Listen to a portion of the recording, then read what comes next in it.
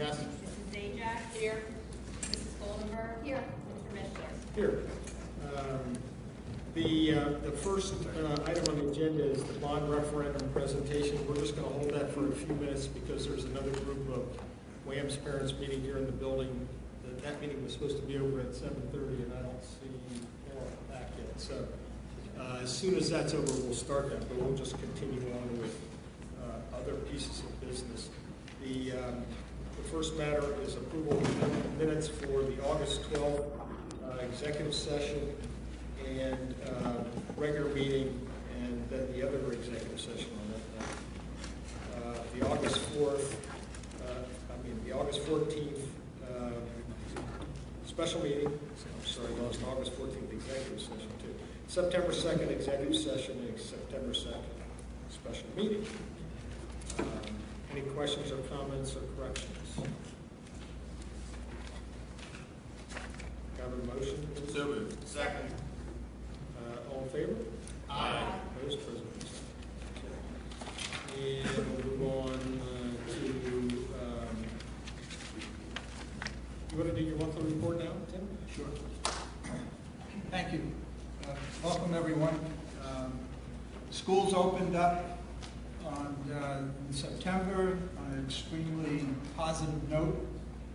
Kids came back very happy. Our staff was regenerized, and we just had a great opener. All of our buildings looked great, and we just had a wonderful first week, capped off by a nice event last Sunday, which was our first obstacle run.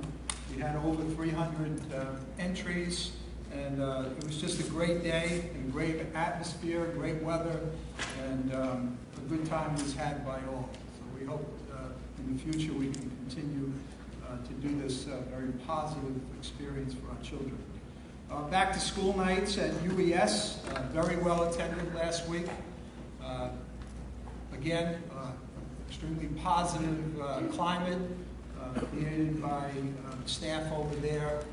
Parents were well received, and we spent the 3 nights, myself and Ms. Goldenberg and Gail and Lynn here.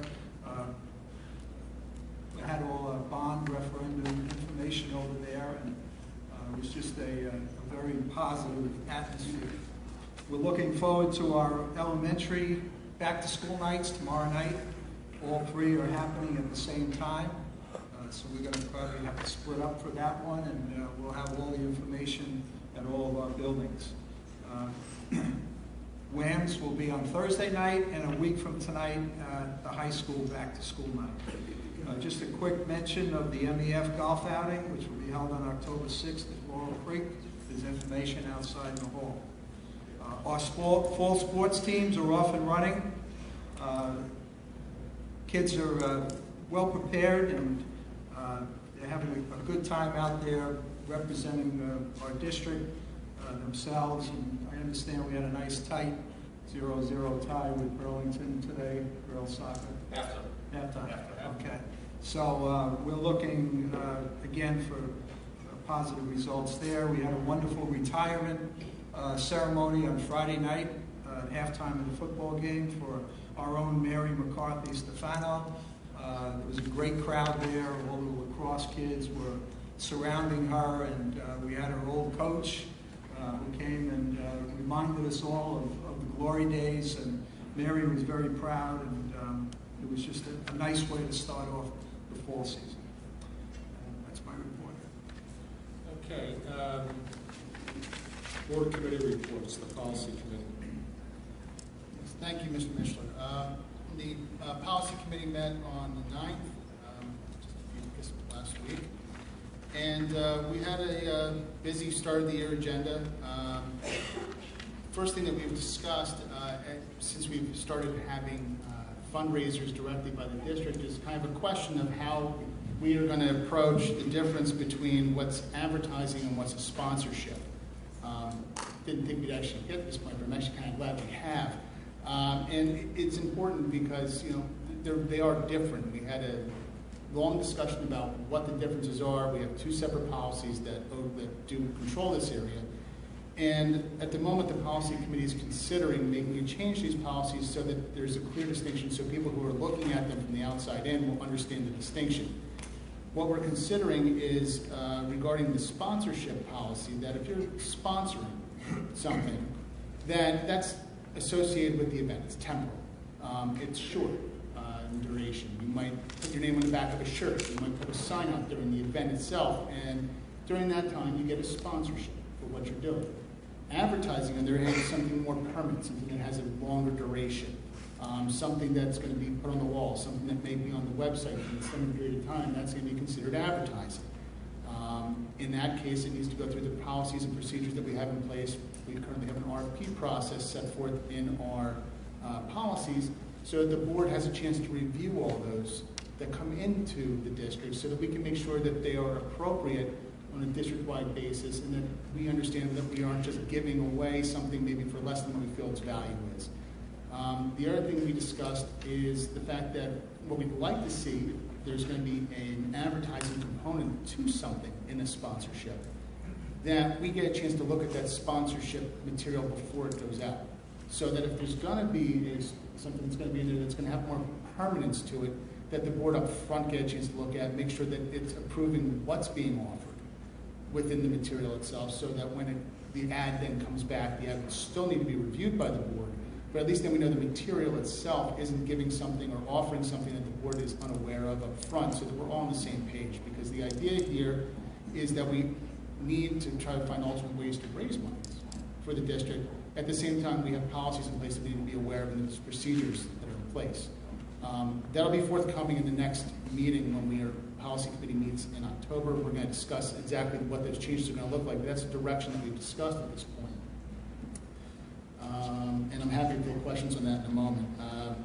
The balance of our time was spent going over a fairly large summertime review of all the policies that the state has decided to change that we now have to go through and change for ourselves. So we handed those out. We're going to go through and take some time to digest that material, make sure that we understand what the changes are, and we're going to address those at the next meeting in full. So I would not be surprised if in October we have a fairly full series of policies that will be coming forth to the board for review and approval at that point in time. Anything else? No. We have a little bit of a perplexing situation with respect to advertising, whatever you want to call it, donations, whatever. And that is, we have an active process going on, the selling of the kind of things going on our agenda last month, that were advertising. I don't think we have a reason to stop that process, and yet our discussion was kind of turned it on its ear. And I think anyone in the audience who thought we were trying to sell something might have been confused. So there was a proposal made, was it forwarded by you? No.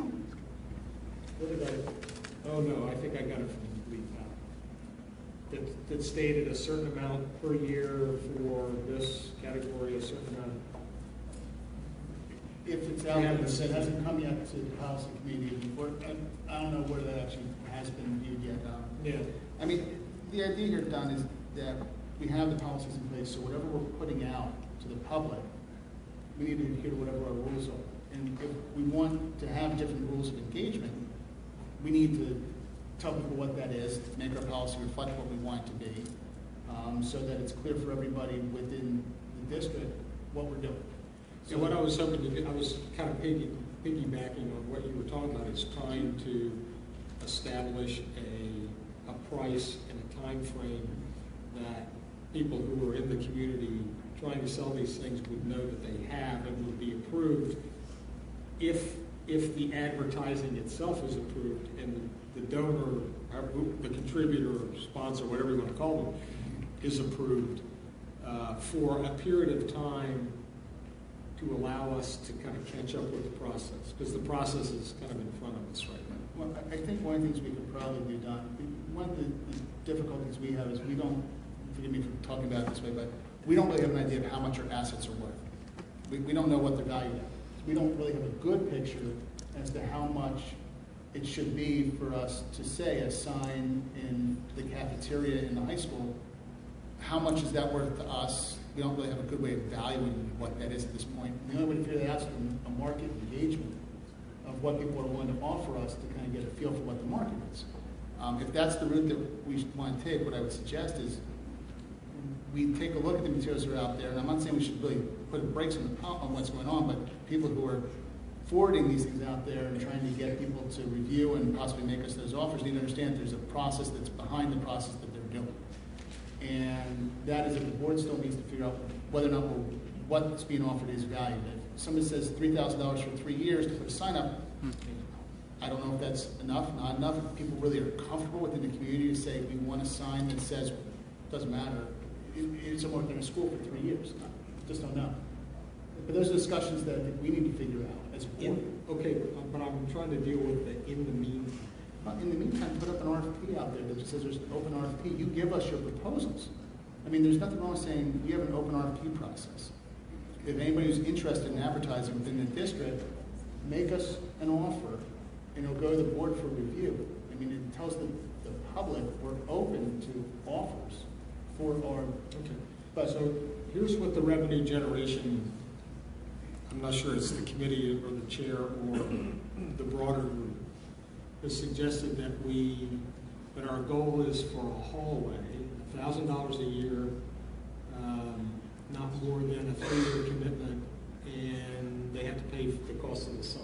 This is what we sold the Lincoln Tech. And my answer is simple. If that's what the board as a whole is comfortable with doing, that's what's the list. Because this is what I'm asking: is the board as a whole comfortable with allowing this process to go on at the levels that I'm going to read here until you name the date by which the board through the policy committee can get all this together? Because you really don't want, number one, you don't want to stop the process. Number two, we don't have wasting assets. We have lots of hallways, we have lots of classrooms, we have all kinds of inventory to sell. And I think it's unlikely that we would sell all of it in the next 2 or 3 months.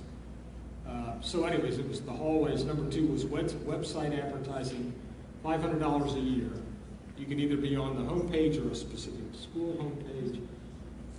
You could advertise, you could sponsor a classroom for $500 a year with a 3-year commitment.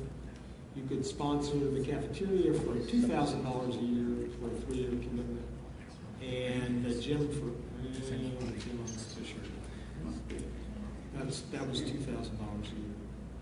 So what I wanted to do today is just have a little discussion about this with everybody so that we can give some marching orders to these people that are working hard on our behalf. I agree they need to know where we are as a board is what we want to do. It's very important for them. To me, Don, I mean, what I want to know is, and I'll let anybody else, obviously I'll stop after this for a minute, but what I would want to know is how much are the other districts that are advertising their website space, what are they getting for their districts? There are districts that are doing it. I want to have some market understanding as to what we're doing here.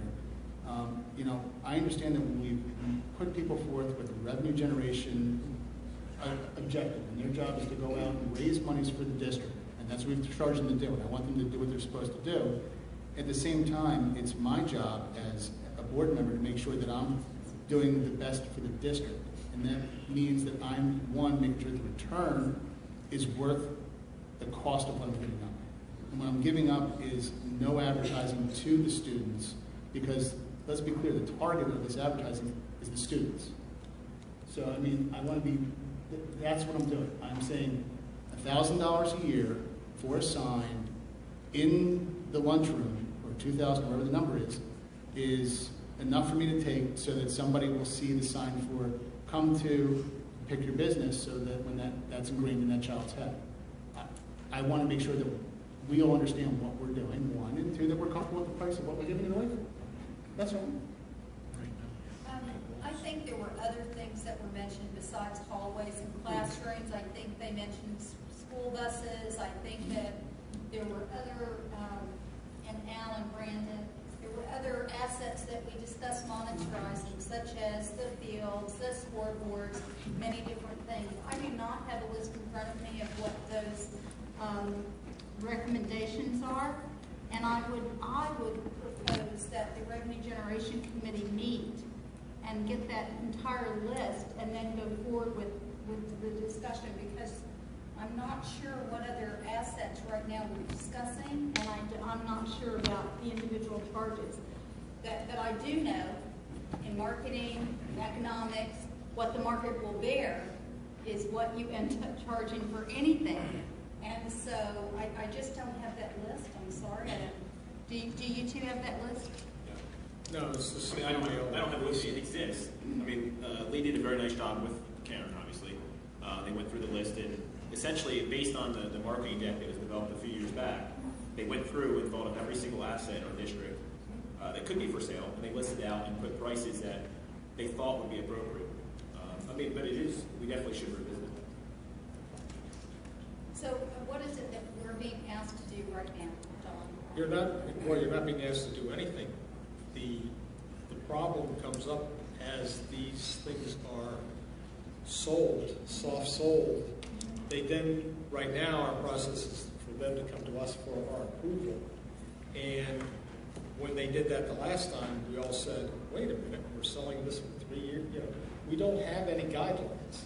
So that they don't have any guidelines on what they can sell, for how much, for how long. So what I was hoping to do is to take the guidelines that they suggested, allow them to stay in place until January 31, whatever they can sell. And by then, the board should have caught up with the process and said, no, these assets are worth $2,000, and that one's worth $3,000. And we've checked with all the other schools, and that's what they're getting. So, but if you would prefer not to have any guidelines, then the selling process has to stop. Otherwise, we're embarrassing ourselves.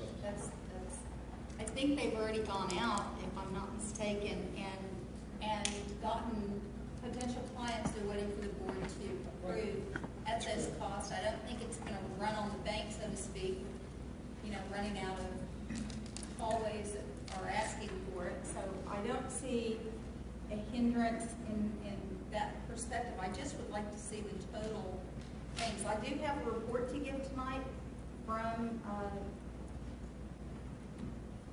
this committee on how much they've raised so far. And I do have all of that, but I just think that we're being a little short-sighted not to see the entire list and discussing. I think what they've done so far is very admirable. Well, I think so far you've turned down what it is they sold. Didn't we do that last month? Just a portion. A portion. Okay, so that doesn't look very good for us. So, Mr. Commissioner, just to take a view from the policy approach, which is, I think, first and foremost what we're supposed to be doing. So I would agree with David that we need to, if we're heading down a path, we need to have policies to support the path we're heading down. So that needs to happen. So we need to get that through policy, bring it before the board, and set that direction. I'm very appreciative that we have a revenue generating committee that's and community support to generate revenue through advertising. My concern would be that as David has said, we're advertising to our students. We're not advertising to the parents, because the parents aren't, and most of this is happening in the high school, and the parents are not in the high school. So this really is student advertising. I would want to know that in this process we are engaging the administration of the high school, because they are the ones that I would assume would know best what we want and where we want it. And if it's outside, I view that as one thing. If it's inside, I view that as something else. Because I think once you're outside, you are advertising to a broader audience.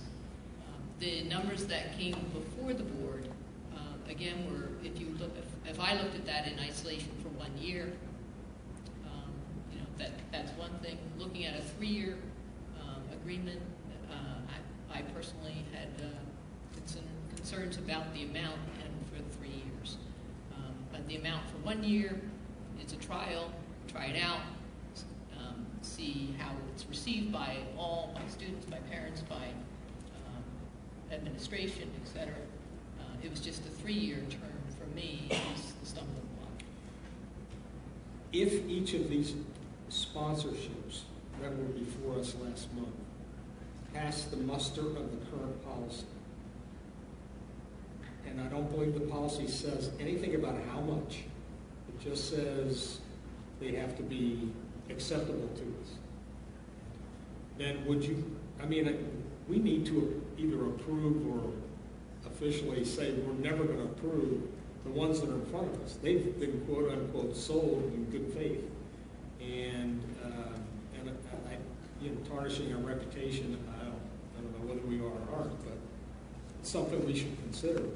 I don't know that we are tarnishing your reputation. From my perspective, there's the cart before the horse, and we have to, depending on what the board decides, go back to those donors and just explain that there is a process. We're ahead of the process. We appreciate that donation. Here's your money back until we get this process in place. Well, I think that plays pretty hard on the person who was out there selling the sponsorship to begin with, to now go back and say, by the way, they got the cart before the horse, or whatever. But it is before the horse. Before these things came to the Board of Ed, these sponsorships, did administration approve of them? Did administration look at them and say, these meet with our wholesome requirements that we want for our student body to see? Well, I think that's the case for 2 of the 3. But the issue, One was Lincoln Tech, one was Virtual. The other one was one I wasn't familiar with. Property restoration. Yeah, I wasn't somebody. the issue is that the policy doesn't lay this, and this was just the way the policy is drafted. As I said, we want to change it, we'll change it. But the policy right now lays the responsibility on us as to whether or not something is or is not wholesome enough, is acceptable, is not acceptable. The policy as drafted maintains that control at the board level. If we don't want to accept that responsibility, if we want to delegate that responsibility, we need to tell people that's what we're doing. But I'm just speaking purely from procedurally what we put in place. If we want to change the procedure, tell me that's what we want to do, and we'll change the procedure. But that's the procedure that's in place. Well, I don't know whether the procedure needs to be changed or not, but obviously it didn't work quite right if that's the procedure in this case. Because no fault of the people that are doing this, they were not guided as to what the procedure was. They were told, go forth and collect money. I mean, that's the problem. There was no, they weren't said, by the way, you need to collect money, and by the way, while you're out there raising money, here are the policies and procedures of the district that you need to be aware of so that you can set yourself up in a manner to do it in a way that doesn't offend what we already have in place. They weren't given that, I don't believe. I mean, based on my discussions with them, they didn't know that these were in place. Shame on us for not giving it to them. But now we're stuck in a position where we have policies and procedures in place that we need to change to let them do what they're doing, or tell them these are the rules of engagement, and have that discussion. And I think, look, I don't want to stymie anybody out there trying to get money for the district. I think we absolutely appreciate everything you're doing. What I'm saying is that we need to either tell them, here are the rules, follow them, these are the rules, look at them, understand them, question, give us your comments, let us know what your thoughts are, have an open dialogue on it, whatever it might be. But, you know, and I'm not here to say that I won't approve anything. I'm just saying that there's a process and procedure and everything that needs to be done. So, can I ask Mr. Reed if the administration approves of, I believe Lincoln Tech was one of them, the other one was Virtua, and you may approve of the third one. I'm not familiar with it. And you said it was called property restoration. Belfour Property Restoration? Yeah. Well, it started off with a policy discussion. Yeah. This is being addressed in policy. It's my charge to follow policy and support that. What the folks are doing with revenue generation is great. So we have to take their ideas as far as put a policy, roll it into that, and we'll be able to be very clear as to what I can approve, pre-approval, and bring it to the board. I believe that eventually we'll get to a point where the board will have this policy clear. These folks will come to administration, myself, and say, we're looking to accept a $1,000 donation from X company. Can you bring that to the board for pre-approval? And that'll be me bringing that to the board for pre-approval. And once that happens, then we can take the next step. So it has to happen in policy first. We'll continue our work as far as the folks who are putting potential numbers together, potential parameters together. I don't know if you can, with the RFP, they may be different numbers. One company might say, I'll give you $1,000 for the gym, and another company might give us $2,000 for the gym. So once that comes in, I can bring it to the board based on the policy that we have. So we have some work to do in policy, and we have work to do with putting numbers to potential donations. So you're content with the current status of the pending donations, sponsor, whatever you want to call them, advertisements, whatever? Well, we already did some work with that. There were some companies, at the last board meeting, the board did not approve the extended period of time where the sponsors for the obstacle run would have their banner up for 3 years. So that's what the board didn't approve. Everything else was fine, and they were very nice in saying, okay, we understand that now, but still take our donation. We were very happy to get the donation.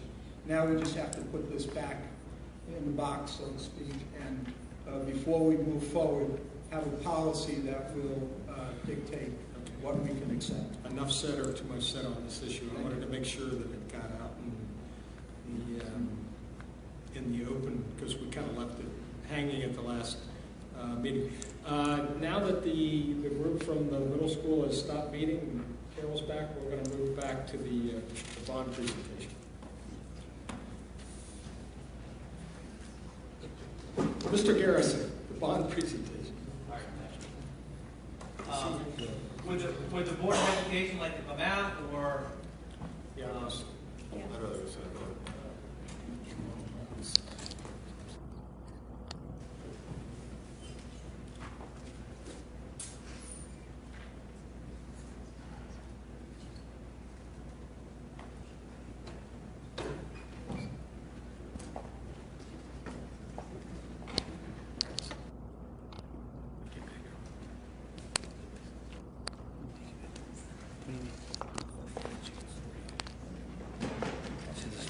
Just focus on the screen.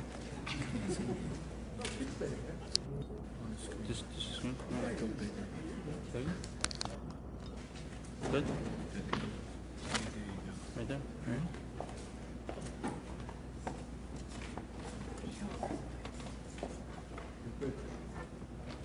Okay.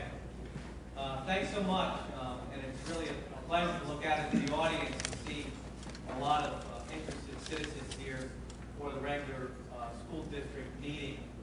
My name is Bob Garrison, Jr. with Garrison Architects. We're the architect of record for the district, and I'm pleased to talk to you tonight, our third presentation actually, about our Building Excellence Bond Referendum. And our Building Excellence Bond Referendum program is going to be voted on 2 weeks from tonight. State government gives us a September 30th date, and so the voting times will be between 3 p.m. and 9 p.m., as I said, 2 weeks from tonight. On your way in tonight, you may have noticed some poster boards. And the poster boards were by school. So we had one for Baker, we had one for Roberts, South Valley, UES, middle school, and high school. We also had a pie chart that kind of summarized where the dollars are going to be spent in this referendum. And these exhibits, as Ms. Sugar pointed out to me, have been presented twice over, and we really needed to refresh our presentation tonight. So we're going to do something a little bit different. That information is available on the district website. What I think is important tonight is to demonstrate, continue to demonstrate the need for these projects. Why are we doing these things? Well, one of the reasons is that state government has pledged to Morristown Township Schools in letters dated in February, $13.7 million.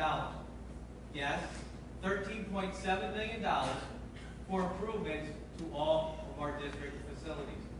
This was part of a 2000 legislation that the Corzine administration passed.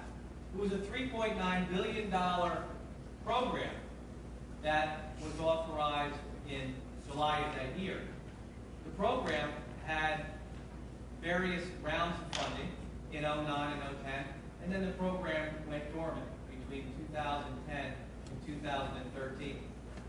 The school district, getting their act together at our office with our architects and engineers, as well as planners, come through the district in 2012 because we knew there was going to be a final round of funding.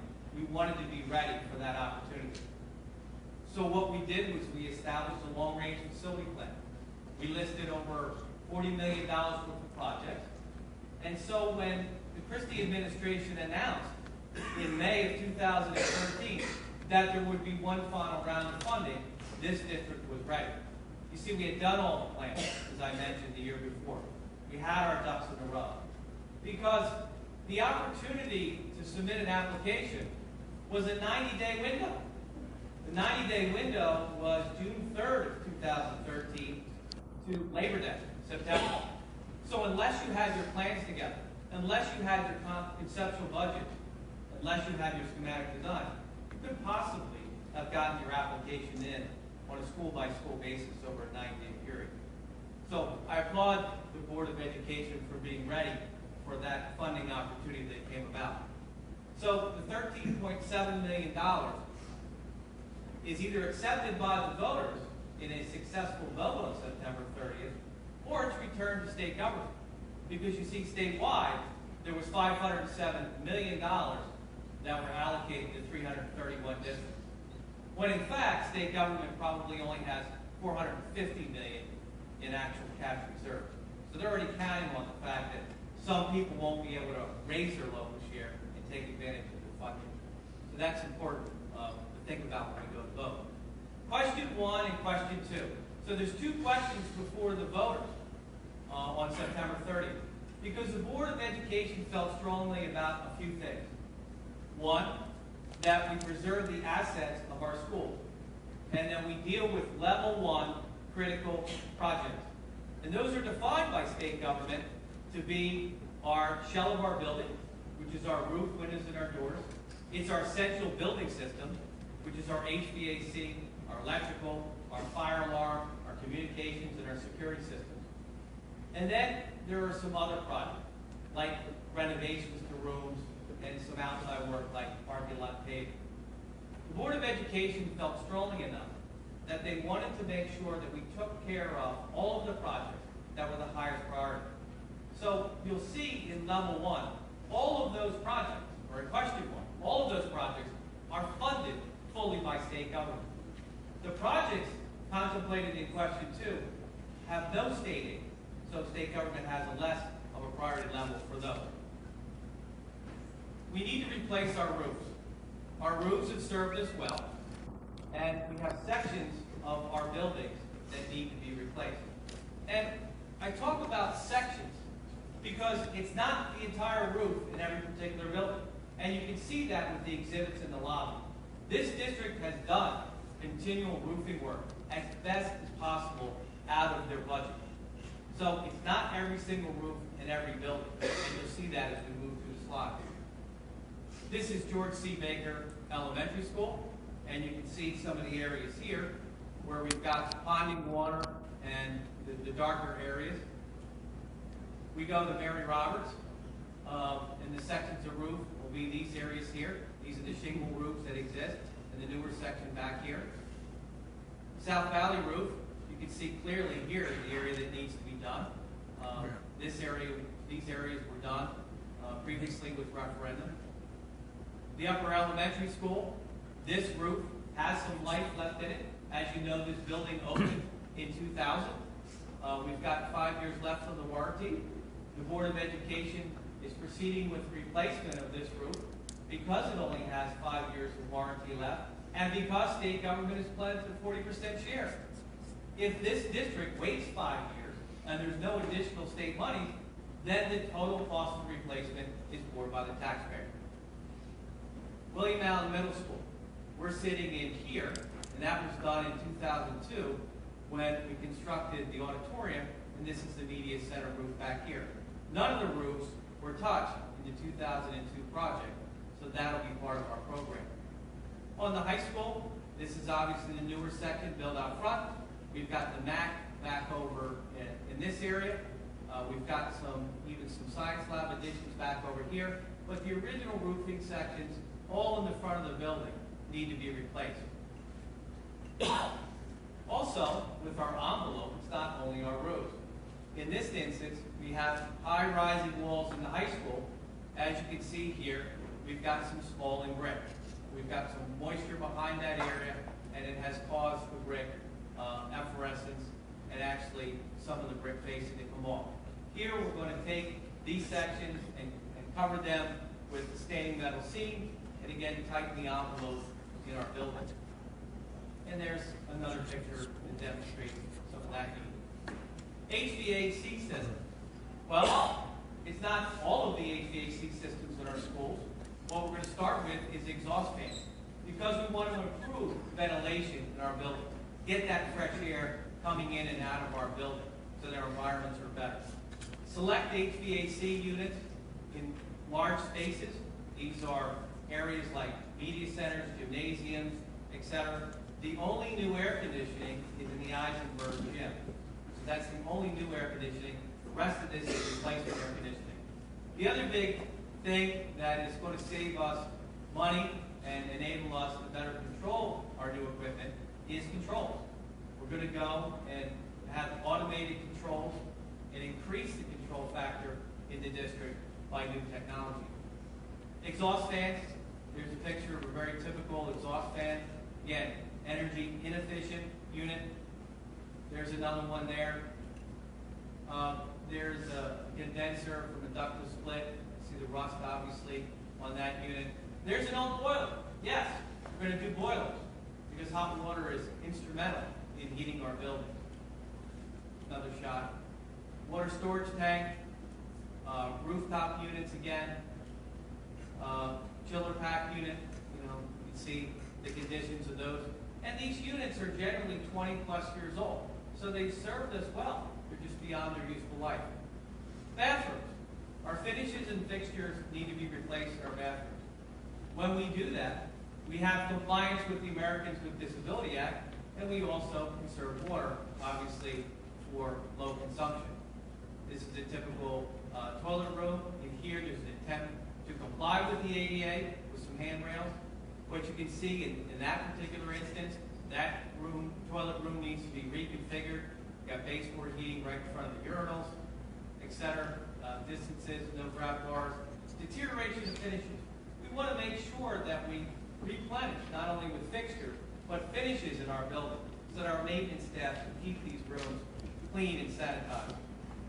And there's another picture of how narrow that area is. Old-fashioned urinals that are floor mounted that we don't see much of anymore. Again, massive consumers of water and also not compliant.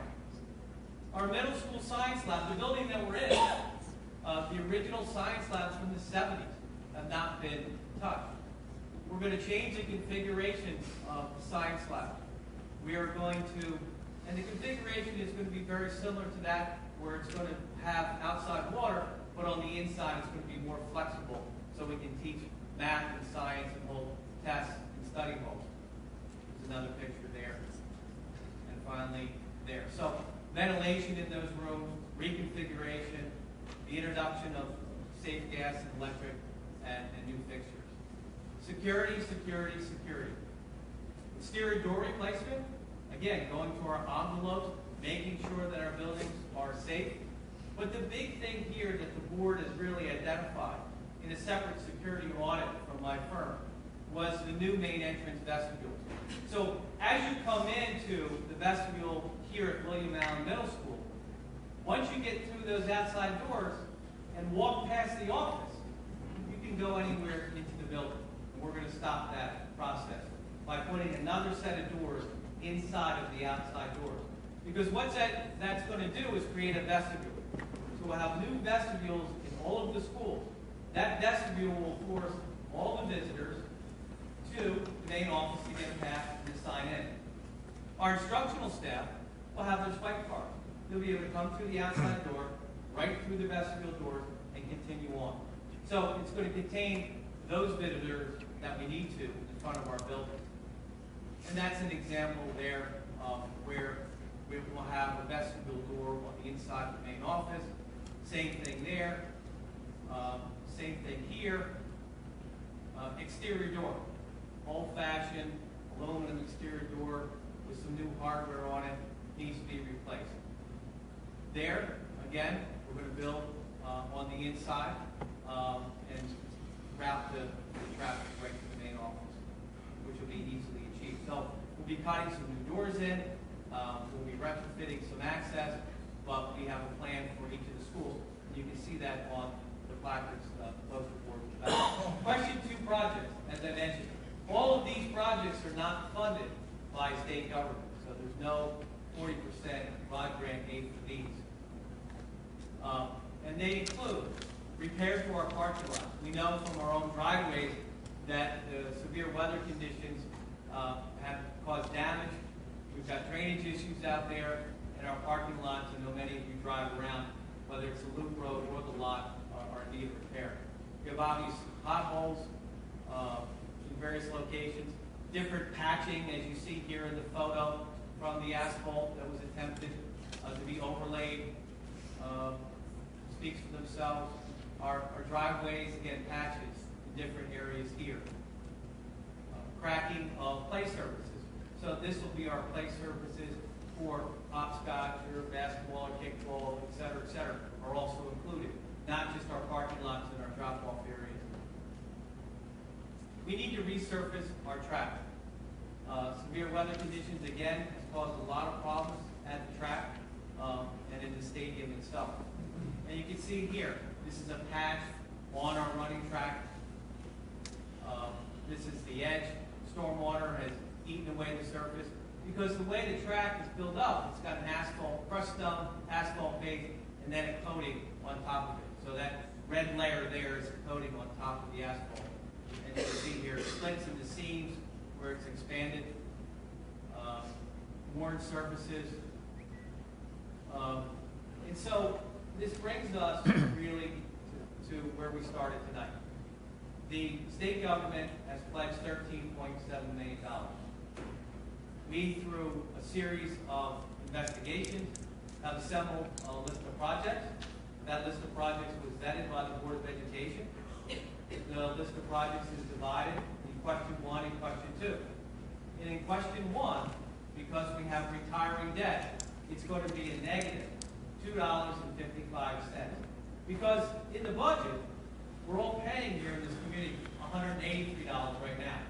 So going forward, to absorb the new local share, which is the total minus the ROD grants, we only need $180. That's how you get a $3 or $2.55 discount. Question 2 is $37 to the average assessed home for all of the items there. And that includes, in addition to the track, it includes the fencing, the baseball dugouts, the turf field, and the lighting at the stadium is also part of that package. So the district website, and I gave you a copy right there. You click right on the bond referendum page. It's got all of the things there. It's got my detailed architect's presentation, which every single project is listed, every single dollar amount is there, and to schedule the activities to date. It's got question and answer. We call it, obviously, the Q&A. And it has a lot of the questions that we've received already in anticipation of the bond referendum, as well as questions that we've gotten since we launched this campaign in June. So it's constantly being updated. Fast Facts. Fast Facts is a simple one-page flyer, and it's on the back page for you to take this evening. We also have a tax calculator on the website. Well, how do I know? You said it's $2.55 back on the average assessed value. Well, how do I know how that relates to me? Go on the website, plug in your assessed value, and you will see the exact amount for both questions, question 1 and question 2. So there should be no question on your part about what your impact is when you plug in your assessed value. There's also information. There was registered voter information that's obviously expired on September 9th. There's the senior tax rebate program by state government. So if you have certain income levels, lived in New Jersey, in your home for 10 years, et cetera, married, different income levels, you can apply for abatement. That means you pay the tax, and then you get your taxes abated if you fall into certain income categories. So all of that information will be on the district website. There's a few open houses that are to come. There's also going to be more information distributed by Central District Office. We're available to have a presentation to any group. Tim, myself, Lynn, whatever it is. So if you have a particular civic group or whatever, I know Lynn has been out at Rotary and some of the other groups in town trying to spread the word out about the election. And again, the election by state government is on September 30th. That's the date that we have to hold this special election for the school bond project. So with that, we'll take questions from the board or the public or both. Goldberg. I think it's important for the people here to realize you cannot vote for question 2 as an affirmative if question 1 isn't passed and question 2 doesn't. Correct. Thank you for making that statement. So question 1 has to pass before question 2 can be considered. Correct? So 1's got to pass before 2 is even considered. And 1, again, is decrease in tax. Question 2 is an add of $37 to the average assessed value. So yes, let's take questions from the board members. We'll open the floor to time. Bob, a question on the unique timing for the money that we're receiving from the state. Understanding that the fiscal condition of the state makes it very unlikely we'll see additional funds placed into this bucket that we're benefiting from. Is it safe to say this is the door closing on state matching funds for school infrastructure projects? Yes, because the ROD grant program, the ROD grant stands for Regular Operating District Program, was really historic legislation in 2000 and then supplemented in 2008. So the 2000 funding bill was $8.6 billion, 3.9 was 08. We're not going to see any money like this before. The traditional ways that we build school district buildings, and they're funded by state government, is debt service aid. Debt service aid means that state government gives us the share, some of those green numbers, over the life of the bond. Well, in New Jersey's economy right now, I hate to have a promissory note from them for the next 20 years, for sure. These ROD grants are cash. That's why the cash comes in and it's removed from the bond referendum question. We don't authorize 13.7 in debt because we got that in cash from state government. That's the big difference. Questions? One of the things that sort of dawned on me as I was looking at your presentation is I want to make sure everybody understands the assets that we're replacing, renovating, are all assets that have served us very well, that are at, very nearly at, or well beyond their useful life. Whether it's a door that's from when they built Roberts School in the 1950s, or the science labs that are original to this building from 1971, or the parking lots or the roofs. None of this is, we goofed and now we're going to replace it. Even the track's now, how many years old? It's in my lifetime it's been redone twice, I think, but it's it's worn out. It's getting to be unsafe.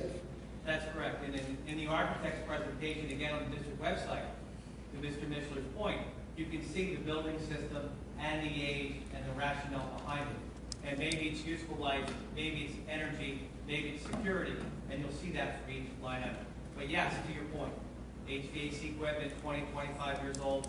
Some of the doors, 40 years old, et cetera, et cetera. Other questions?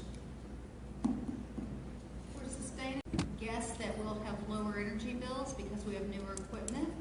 Yes, and that was actually a question that was fielded.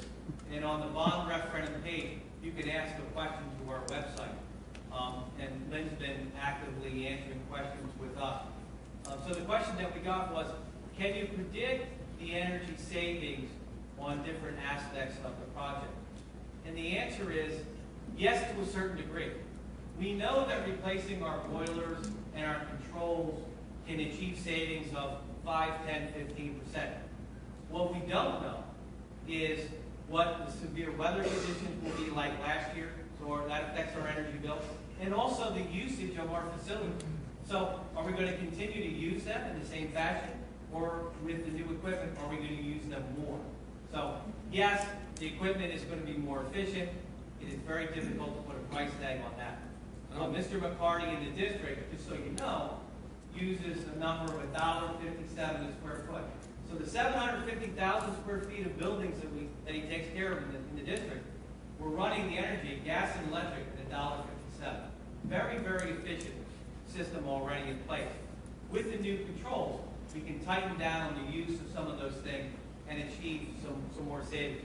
But I'd hate to stand here and say it's $1.43 because of those other factors. I don't believe we're allowed to speculate on something like that. I think you should. It's not predictable. Yeah. I'd be on the next year. You'd be alone. Empty building. Yeah. What other questions do we have from the board? All right, so I'm going to open the floor to public comment on this issue, and we can do some public comment again later on other issues, but I thought we'd wrap this one up first. So if you would like to raise your hand and be recognized, come to the microphone, give us your name and address, and you may ask questions of the board, the architect, our bond counsel, our business administrator, superintendent, whatever you like.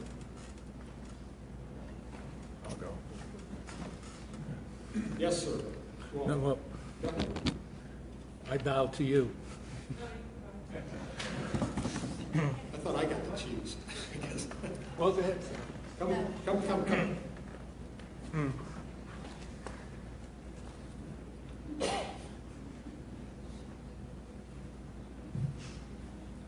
Hello. My name is Bob Zenik. I live at 626 East Main Street. And I saw some of the displays that were shown on, and I didn't see any ponding of water at all. I know you showed a video and said, here's ponding of water, and I didn't see any. Well, the dark areas where water did lag before it drained off for a period of time. Yeah, but that's stone to hold the roof down. And if that was pushed away, aggregate or stone, and isn't that to hold the roof down, and you would push it back through a maintenance program? In the old-fashioned way. Because it's not stuck to the roof. Right. Ballast was used. Riverstone was ballast. You keep the top layer, the membrane down onto the roof system. We don't use systems like that. So the stone that you're referring to is actually the aggregate that's kind of impregnated into the cap sheet of the roofing material. Because as you probably know, there's a recovery board that goes down, there's insulation, there's mop felt, and then there's always a cap sheet on the top. Right. So that aggregate wears off over time. Yeah, but that aggregate isn't impregnated into the membrane itself. Yeah, it is. No, it's not. It's shoveled onto the roof. We can agree to disagree. Well, I know it is. It's shoveled onto the roof. It's shoveled by the ton onto the roof.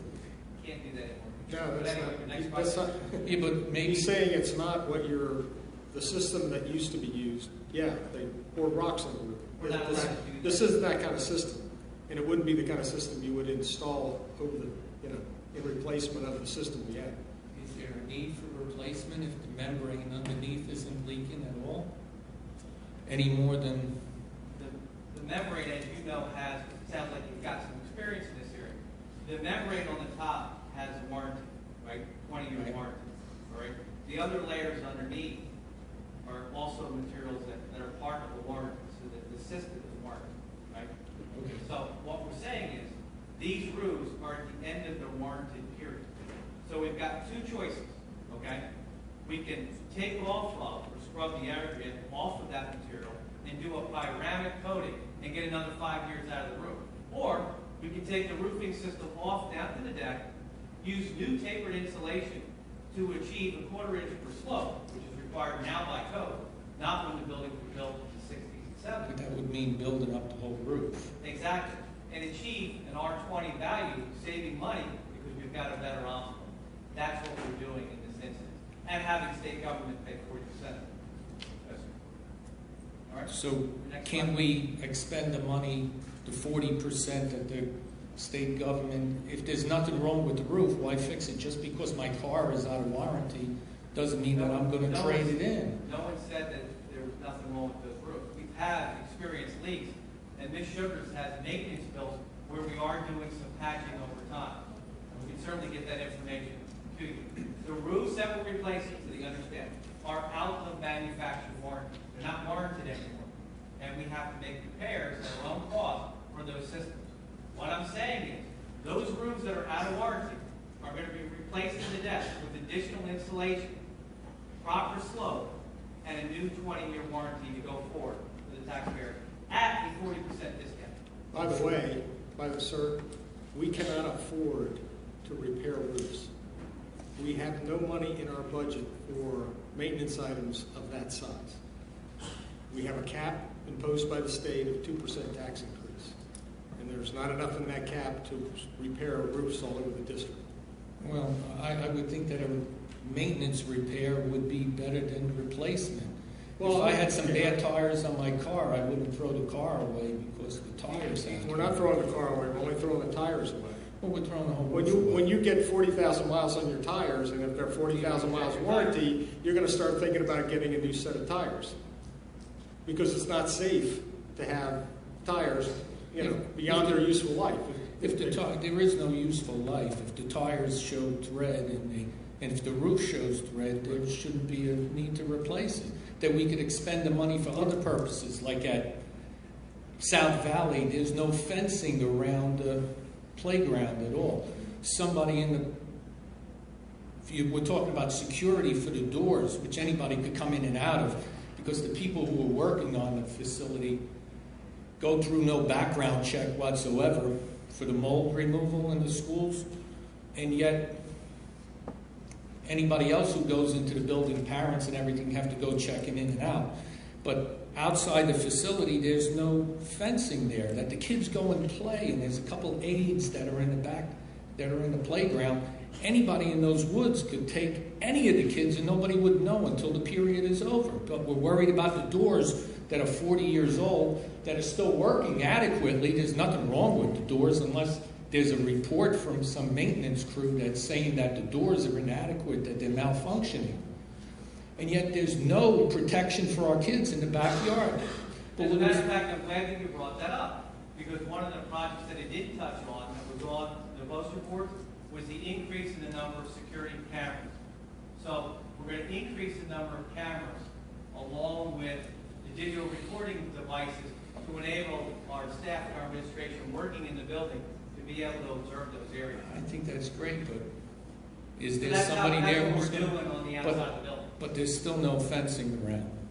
And that was brought up years and years ago, and yet the kids go out there and play in a huge field. And granted, once the kid is missing, we can go on a camera and see where he disappeared to, who came and took him. God forbid if that happens. But The next question. no, what else this is? Oh, okay.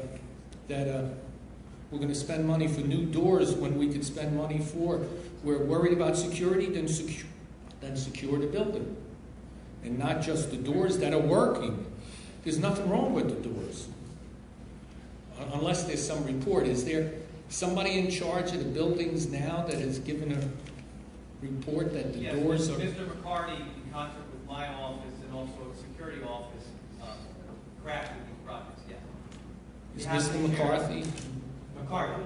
Yeah, Greg McCarty. Is Mr. McCarty here? No. He's not here.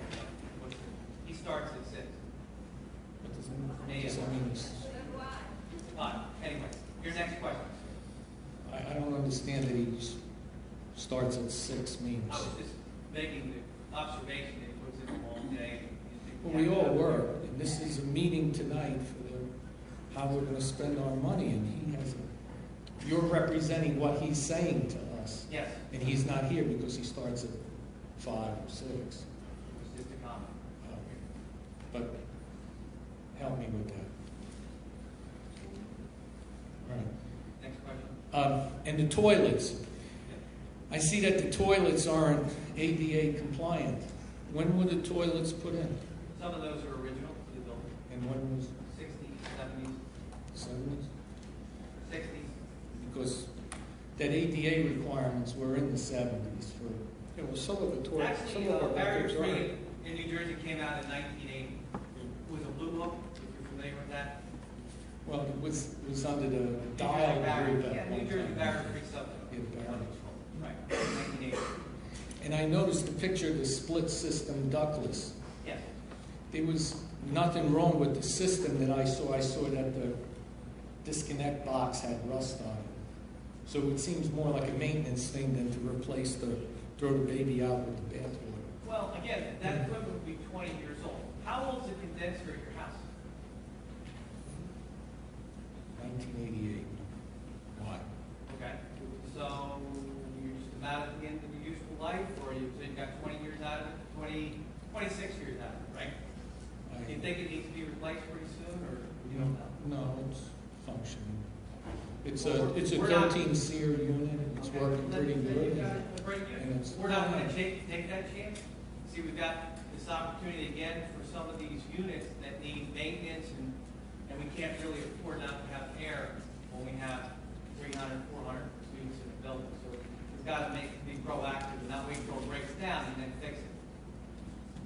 So there's been evidence that it's been breaking down. Is the Again, system Ms. illegal? Sugars has detailed maintenance records of how we maintain the equipment, and some of the repairs are costly. Those repairs are not eligible for any state money. They come out of the simple budget. I think So that we could costs spend us the- money. I think we could spend the state money on things that are more important, not things that just because they're reached their warranty expectation, they should be replaced. I don't think that's, and the pictures that you showed about the roof, about the disconnect on the split system ductless, that was just the disconnect. If you could bring it back, I'll point it out for you. No, I'm familiar with. Yeah, but maybe they're not, because I'm appealing to them. You apparently have some interest to make sure that we go this route, and yet I don't. I want to make sure we spend the money. I'm a taxpayer here, but it doesn't matter. Go ahead. But sir, I'm a taxpayer Okay, too. go ahead. Right. So I have an interest, just as much as you, Right. but your firm is representing That is correct. the company, which is more of an interest than I have. Correct. So my interest, yeah, but maybe these other people don't know that. So why don't we bring it back, and I'll point it out. It's fine. Go ahead. Well, I'm asking. You're asking for me to go back? Yeah. Okay. And How there's a many couple more other questions do you things. have? There's a couple other things that, and I'm not picking, but, you know, the blacktop, when was the last time we coded it? I remember that map on the side of South Valley when my kids went to school 20 years ago. It's never been coded. That's not the split system. And it's right there. It's just So the rust is on- disconnect. Right, and the rust. That's a is on the disconnect. curb. That's correct, and the rust is on the curb, isn't it? Well, perhaps, but Right, this is the curb. But that requires That's maintenance, disconnect. not replacement. Okay. That's just an electrical disconnect there. It's Right. not the air conditioner That's that right. needs to be replaced. That's right. And yet that's the worst you could find for us to replace, other than It's not spending really money just on one of those elsewhere. 52 slides. Well,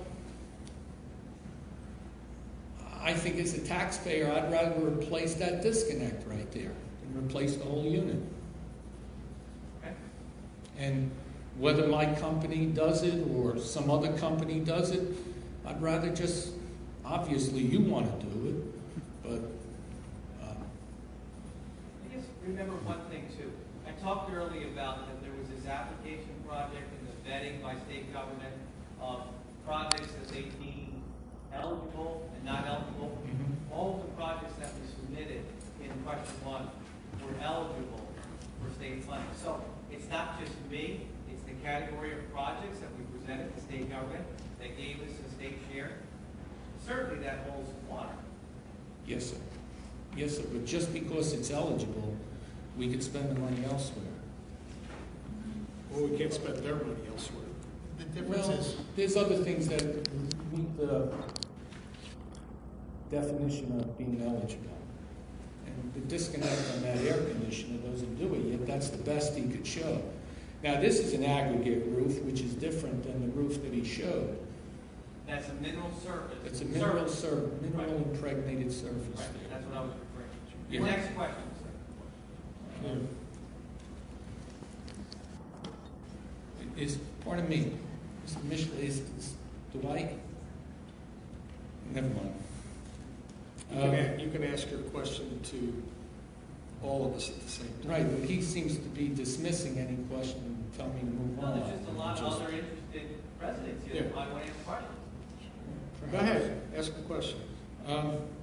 Now, could we have a report from the maintenance, the man in charge of the maintenance of the buildings to show that these were areas, like the track looks like it was just not repaired. I don't see anything wrong with the boiler, by the way. I see some with the expansion tank there, but I don't see anything wrong with the boiler at all that we're going to replace. Because boilers last, God, they last 50 years. 40, 50 years. maybe more. But now here, this is a maintenance issue here. Now, has anybody written a report that can't be maintained by the Board of Education maintenance crew, that this is happening? And The other concerning thing is you see the split in the seam here that runs all the way across. So obviously you've got some stormwater unearthing this section. well, I don't see it undermined at all. But you're saying it's stormwater. But is there a report from the maintenance, the man in charge, Mr. Yes, McCarty, Yes. that he couldn't comply with the maintaining these facilities? He actually had a specialist come out and write up the report. We can get you a copy of that. It was American Athletic. Does he? Now, how old is this? You said it was done twice in your tenure? It's about 16 years old. So in 16 years, we're going to have to tear it out again and replace it? I was talking about the track. Well, there's a track. That's it right now. Yeah. So in 16 years, we'll replace it again Yeah. instead of maintaining it? Well, it's been resurfaced in between. Right. And You reach a point where you can't resurface it anymore. and what is the life expectancy of that track? The different levels of tracks, just like roofing systems that you referred to before, have different warranty. So I would recommend a system that has at least a 15-year warranty. So after 15 years, we'll have to replace that? Yes, take the top coating off and replace it then. You have to recoat it. And in between you repair it, like pictures showed that we've been repairing. Has he repaired it? Absolutely. We got it 2 years ago. It wouldn't be safe to run on if it hadn't been repaired. There is a patch.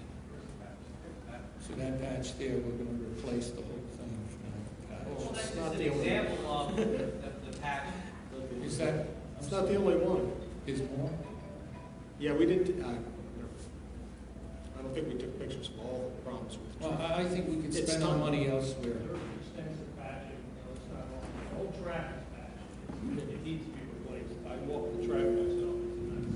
I might not know blue, but I know running tracks. It needs to be replaced. Right.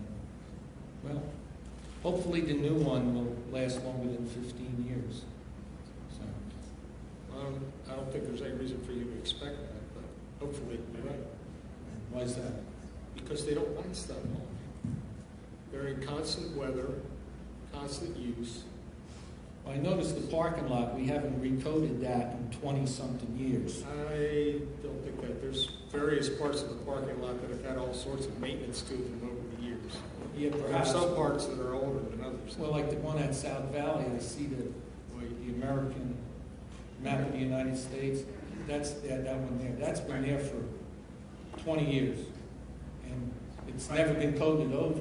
So is that indicative of how we don't maintain it? And that after a certain while, we just replace it?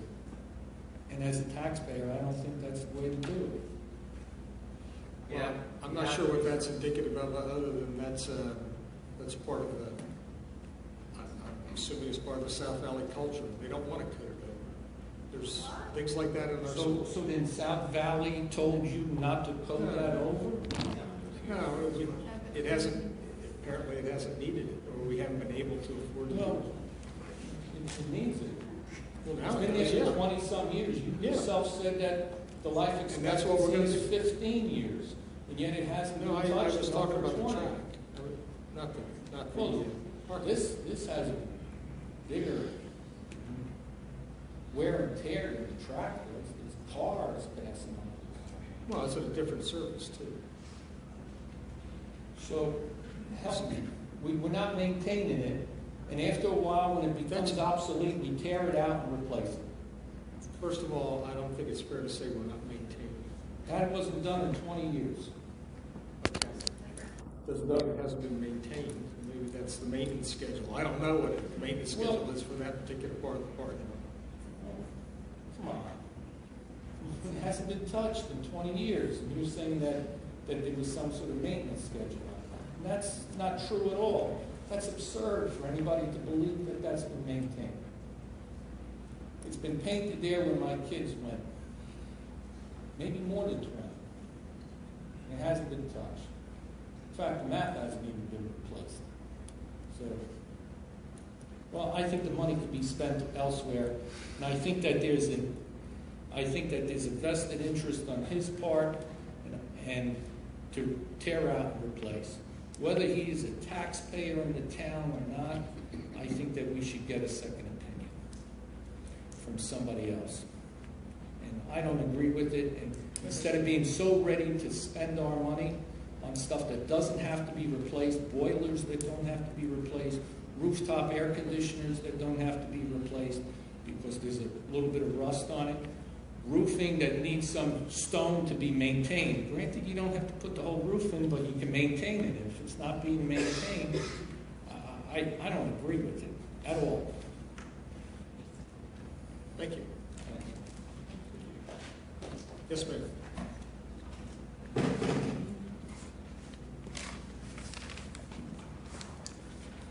Hi, Nancy Matthews, 44 East Central Avenue. I'm a little surprised. I have no issue with question one. I'm not a mechanical person, so I can't be in a position to question these things. But question two, I'm a little surprised that there have been no discussions about the artificial turf in the stadium, because that comprises 52% of the cost summary for question two. So it's basically what we're voting on in question two. I read the explanation of why we need artificial turf.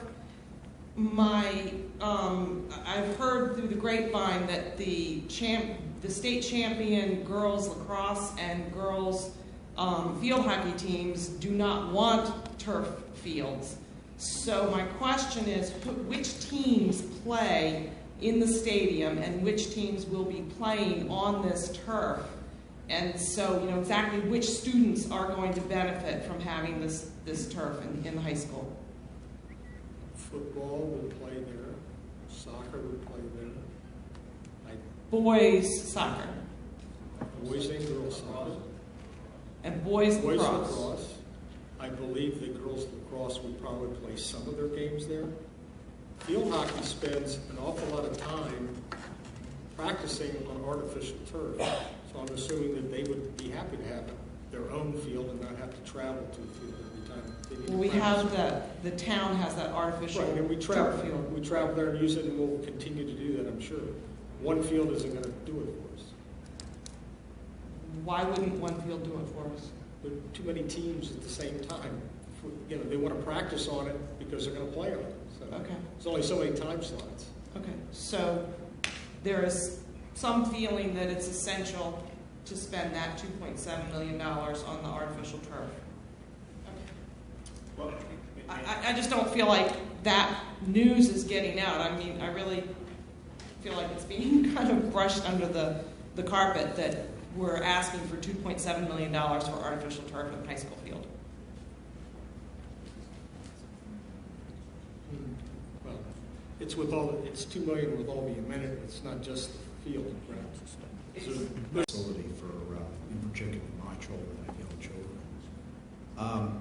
That said, this is going to be a very expensive project, and I just wanted to have an understanding of how the board vets proposals and contractors for this process.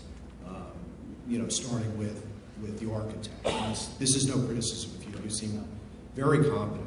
But what was the process for identifying an architect and evaluating different proposals? And what's the process going to be going forward in terms of doing a competitive bidding process for contractors so that you get the greatest value for the buck on this? Well, Lynn, you want to talk about how we go through that process? We do use a competitive bidding process. The design process will start once we know the referendum, if it is approved. We'll start the design process, and then after that, we will put all the projects out to bid. So there will be a competitive bidding process. Some of the smaller projects we may be able to use through some of the consortiums that we belong to. For instance, some of the paving we may be able to do that way. But the consortiums have already gone through the competitive process for us, and then they make vendors available to us that we can use. So it will either be a bid process or through some type of consortium process. Do we have a responsibility to take the lowest, I'm not sure what the right word, responsible bidder, right? Two different areas. Okay. Can I jump in? Yeah. Garrison Architects, my firm, my family firm, has been architect of record here in the district since 1998. So we're responsible for the work here, the Mac Center, and whatnot. Each year, Ms. Sugar, or I should say each year, periodically, so every 3 years, Ms. Sugar puts out a request for proposal for architects, as they do bond counsel or solicitor, etc. So we're renewed every 3 years. We're licensed in the state of New Jersey to provide services, architecture and engineering services to school districts. Our firm currently represents 63 school districts. I have 4 bond referendums going on. This was really near and dear to my heart. I mentioned the gentleman taxpayer here. I also have a brother and a father taxpayer, so a long Norristonian. So I was pleased when state government was able to give us $14 million, which was the third most in the state. Anyway, that being aside, other players, professional services, will work in concert in order to pull this project off.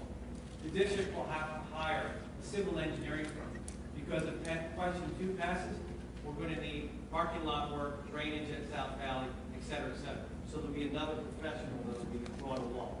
Because as architects, we don't do that particular work. So that'll be another professional. Another professional that will be procured by the district will be a construction management firm. In addition to Garrison Architects' duties, which is really here on a weekly basis, we need somebody with this large project at all these schools to be there on a daily basis.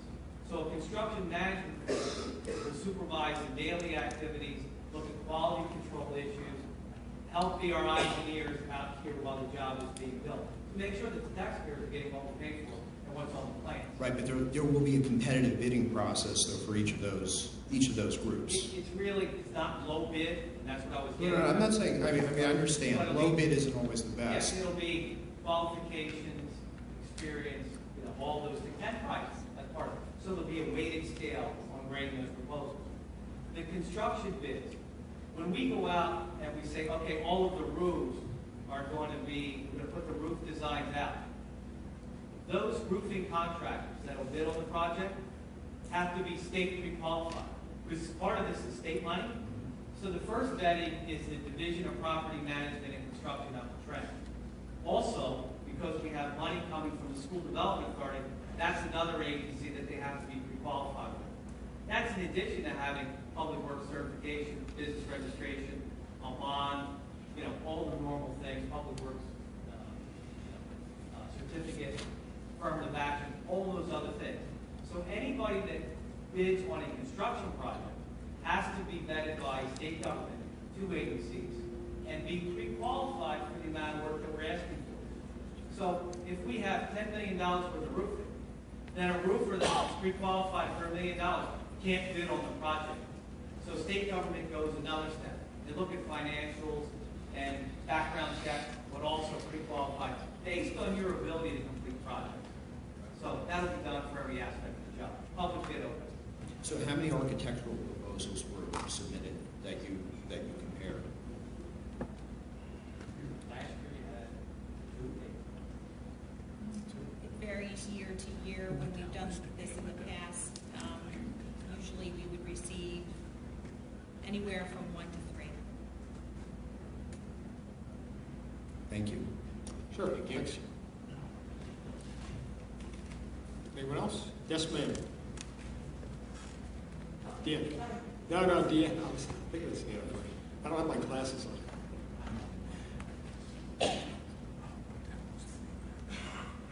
Deanna Knobloch, 908 Mansfield Drive, and I'm just up here to speak to Nancy. I am the lacrosse coach in town. I've been a coach for 23 years, and we have used the turf in town, but I absolutely am a proponent for the turf being at the high school. That, you know, all the rec teams that use the town turf, there's not enough space for all of us. The second most important reason for me would be safety. You know, we bus our kids up there. We have one athletic trainer on site. She's at the high school. If somebody gets hurt, you know, it's 911 and that's it. And sometimes, you know, they may not show up. So I am all for a proponent. I love our field. We have a grass field. I think it's great. But when it rains, we need somewhere to go. And it needs to be at the high school. Two things. First of all, the field, you said you love your field. You're not talking about the main field or this artificial turf. No, we love our grass field. Right. And the reason you're practicing on artificial turf field is either because your field conditions are poor or you're preparing for a contest that we played on it. Yes. And there are more and more of those contests, I think. Most of the schools we play on turf. I think I went through the ball last year and there were, I'm going to say there's around 30% of all our games, if you go through the championship, of all those teams I mentioned that were played on artificial surfaces. So it's becoming more the routine, or it has been the routine. We're just catching up. Right. They only play on grass when they come to us. Yeah, well, it's home field advantage. Home field advantage. We do love that. But we'd like to have somewhere to go if it is flooded. Absolutely. Which it happens. Absolutely. Great. Thank you. I'll just add that when you play soccer, football, field hockey, girls lacrosse, boys lacrosse, all on the same field, there's no way you can maintain it at any real level of consistency and quality. It's just too many uses. But they don't all play on the same. Field hockey and lacrosse play on the Sometimes side. field hockey is played in the stadium. Sometimes girls lacrosse plays in the stadium, I think. Boys lacrosse plays all their games in there. Soccer, like tonight, they were in there. Football's in there. So there are I don't know how many contests a year played on that field, but it's just not. Track. Unless we had, 2 or 3 facilities like that where you could spread it out, you could have grass in that respect. But not with what we had. Yes. It's the only field with lights. Yeah, that's true. It's got lights, so that aggravates the problem. Also, Extensive you got to use. remember freshmen, JV, and varsity for each of the things he's talking about. So freshman football, JV football, varsity.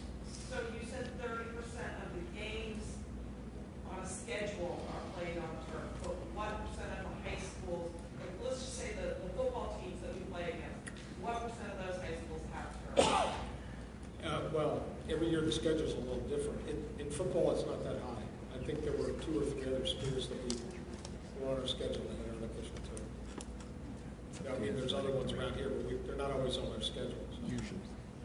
One is Rancocas Valley, you might have just read in the newspaper, they just changed their field to be turf this past summer. Anyone else? Yeah, just one more. Yes, ma'am.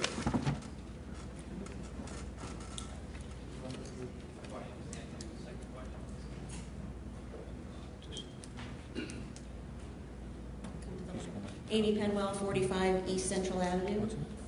Question, assuming that question 1 passes, this whole question is assuming that question 1 passes. Obviously, the many professionals that will be providing services, actual labor for the job and oversight, will the board be appointing anyone either on staff or from the board to serve as an on-site local Moorestown Township Public Schools project manager. Who will be overseeing the project on our side? I know we'll hire a construction manager to be that contractor for us, but who will oversee the project and make sure that things are being done the way the job was spec'd out? Well, traditionally, the construction manager would be liaisoning with the architect, with business administrator, with our property manager, with the board. Mr. McCarty. We're not going to have. So Greg McCarty would be our project manager to liaise with the other professionals. He would be very, very involved in the project, yes. Who will be responsible for reporting to the board as far as progress and maintenance and kind of keeping track of that punch list? That goes through the operations and Facilities committee, operations and facilities. Okay. And will anybody be doing any kind of, once the project, obviously these projects are going to roll forward, I'm imagining over at least a year or two? 2 years. Right, because this is a lot of work. It's not all going to happen all at once. Will anybody be keeping track of our return on investment in terms of energy savings and providing some feedback so that we have maybe a baseline and we can benchmark a little bit as far as where we are with our existing facilities and the advantages that we begin to accrue as we see the benefits of making these investments in our schools? Well, that's one of the things that we look at on a regular basis at our operations and facilities committees, our energy uses, et cetera. Mm-hmm. So the answer is yes, we track that stuff. That's how he knows it's $1.57 a square foot to operate. Every single month, Mr. McCarty enters the energy bill. Right. We divide that by the square foot of 750,000 square feet. So you can start to develop that. The thing that skews the numbers is a very, very severe winter. Obviously, right. Yeah. Right. But to answer your question, we do have a baseline. So we'll have the opportunity to get some feedback on those projects and see how we are improving as a district based on these investments. We're hoping to, as I said, I'm not sure that we're allowed to make certain representations. We are hoping to improve. There's no doubt about it. Obviously. Efficiency is right. No, I'm not asking for speculation. I'm asking for, and we can see results. Yeah. Will we be able to see results? Those are numbers that are reported to the state. They're on the state report card, I think. Excellent.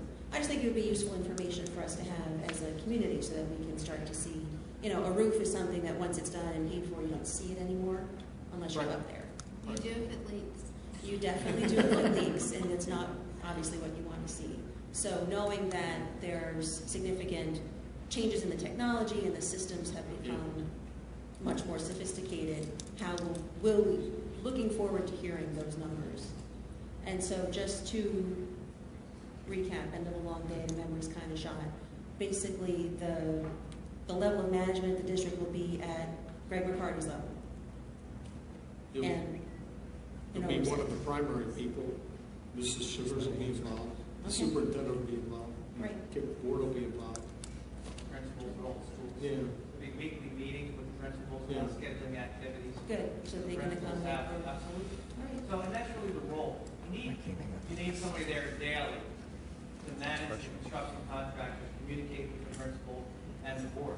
The construction management firm will make monthly progress reports to the Board of Education, and you'll get a report like this. It'll list activities for the month, maybe some photographs of work in progress, change orders, payments to date. That's part of.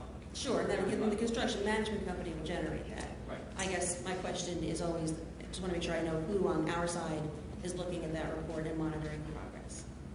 Okay. Thank you so much. Thank you. Okay. Well, I got. Yes, sir. Please.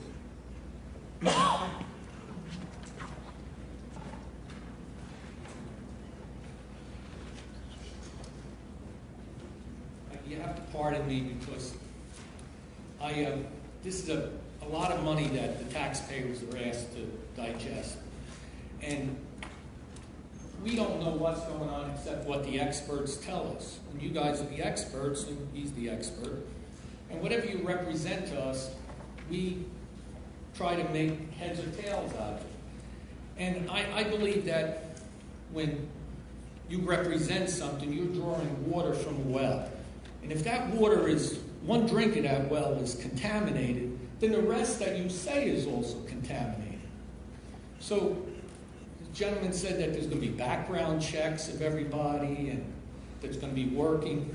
Well, I know that the mold removal people that are in South Valley, there's no background checks for them. They're thugs. I see them in Camden. I know.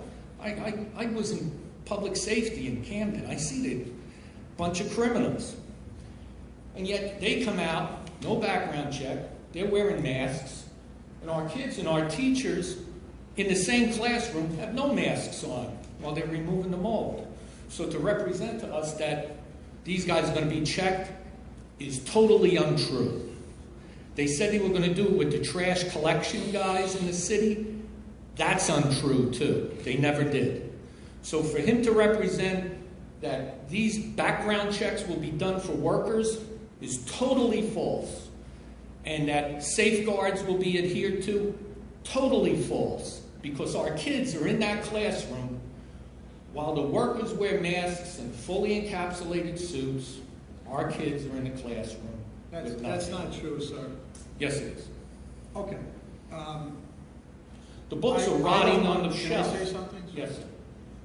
I have no problem if you come up here and questioning the work that has to be done.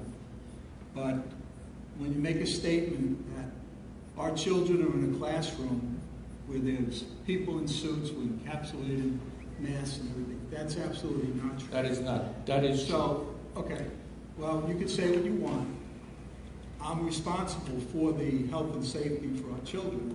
So I invite you to come to my office, call my secretary, make an appointment, and we can sit down and talk about security, health and security of our children. Yes, sir. But please don't make a statement that people are thugs that work in our schools. Sir, I know that they are. I see them. You hired All Risk. I think that's the company, All Risk.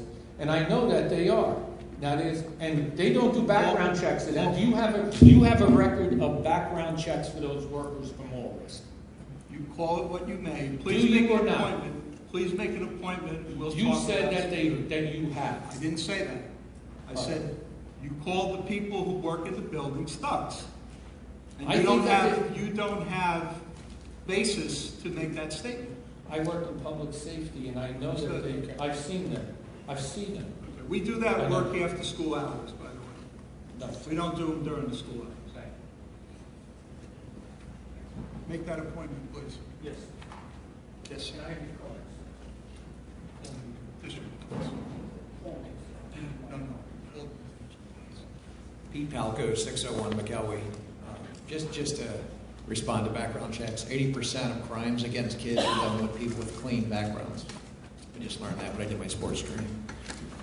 A quick question, Bob. Great job, and I commend the board for putting together the forethought to obviously have this package ready. Did we submit a $43 million request to the state, of which they approved the $14 million? Or did we get $14 million and then created $43 million worth of projects? The original project applications were about $37 million, and they didn't fund some certain things. Okay. And then we stepped back and focused on the ones that they did fund. I mean, look at the quick list, and I haven't looked at the detail. I mean, the only thing I question, and I'm a contractor and a professional engineer, is we have $6 million worth of upgrades to a 14-year-old building that I would expect at least a 30-year useful life. I certainly agree with useful life and planning ahead, and if we're looking at a significant expense that we're going to, incur 100% versus 60%, within a 5-year time frame, that's the only thing I might challenge from a spending perspective. I guess the only other thing is I saw the dreaded no net increase, which gets me a little bit swirled up. If we didn't move forward with some of these expenditures, where does that money go? I think that, Al and I had a little pre-discussion on difference between capital expenditures and operating expenses. I think many of us that don't have the detail of the budget, I mean, does that mean if we didn't approve, or if we approved 80% of those projects, I know that's not the referendum question, but does that result in a 20%, a reduction or like additional tax savings? Or at least, okay, so or it could be possibly reserved for future projects. Okay. So we're paying $183 going forward. Okay. And we only need $180 to fund the net. Right, the current. If we had less local share requirement, right, and that number would drop to $150, whatever it would be. What's the debt service that just came off for? Is that previous large capital expenditures? 20-year bond? Was that for major capital construction of a building, like maybe the construction of UES or something like Yes, that? absolutely. Anything that's Okay. coming out of debt service is for major capital. So I'm sure that we don't expect any other large capital expenditures, $10, $15 million expenditures in the next 10, 20 years. I mean, do we have a potential to have another significant debt come across? I mean, right now I don't see the community growing. We're going to build a school, so it's really just maintenance that we're talking about. Right? Yeah, Okay. I would see that I would project that it's possible that 20 years from now, we would have Right. the exact same sort of proposal. Right. At whatever the current cost was at that time. Do we have other, I mean, I don't know what the debt service is for other existing bonds, I mean, and if that's significant. So I'm sure that we have debt coming off every 5 years from different bonds that we may have passed. Next I drop don't off believe we is- have another drop off till 2029.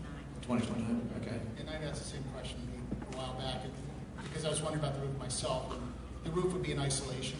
Right. There wasn't a whole lot of extra, anything we had to do in that time frame. So, you know, to do the roof now or not do the roof now was a question we all struggled with for months. Yeah, I mean. And we've decided as a board that it's important to do it now, given the discount we're going to get on the money. But I can see the other side just easily. That was just a decision we made. Yeah, I mean, I guess when I first started, my thought was, you know, it's a rebate from a car manufacturer, and if I need a car, I'm going to go jump on it.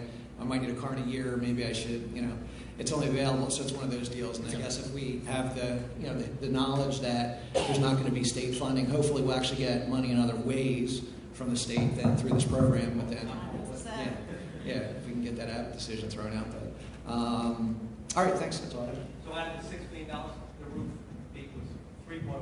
So it was the lion's share of the money being spent through the end of it. That's why it was so high. Actually, I thought of one other thing. If you guys are looking at expenditures, and not that I'm looking to add to it, but the fields behind Whams, the grass fields, are a disgusting disgrace. I mean, and those kids that play baseball and stuff like that. I mean, I'm a big proponent of cheap repairs to grass fields. We help the township over at Wesley Bishop, and it's not a significant expense, and you can improve the quality of sports for the kids who are using those as well. Thanks. Thanks.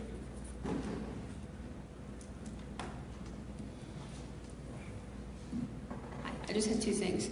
The mold remediation, some of that did occur during the school day. That most certainly did. So that's a fact. Secondly,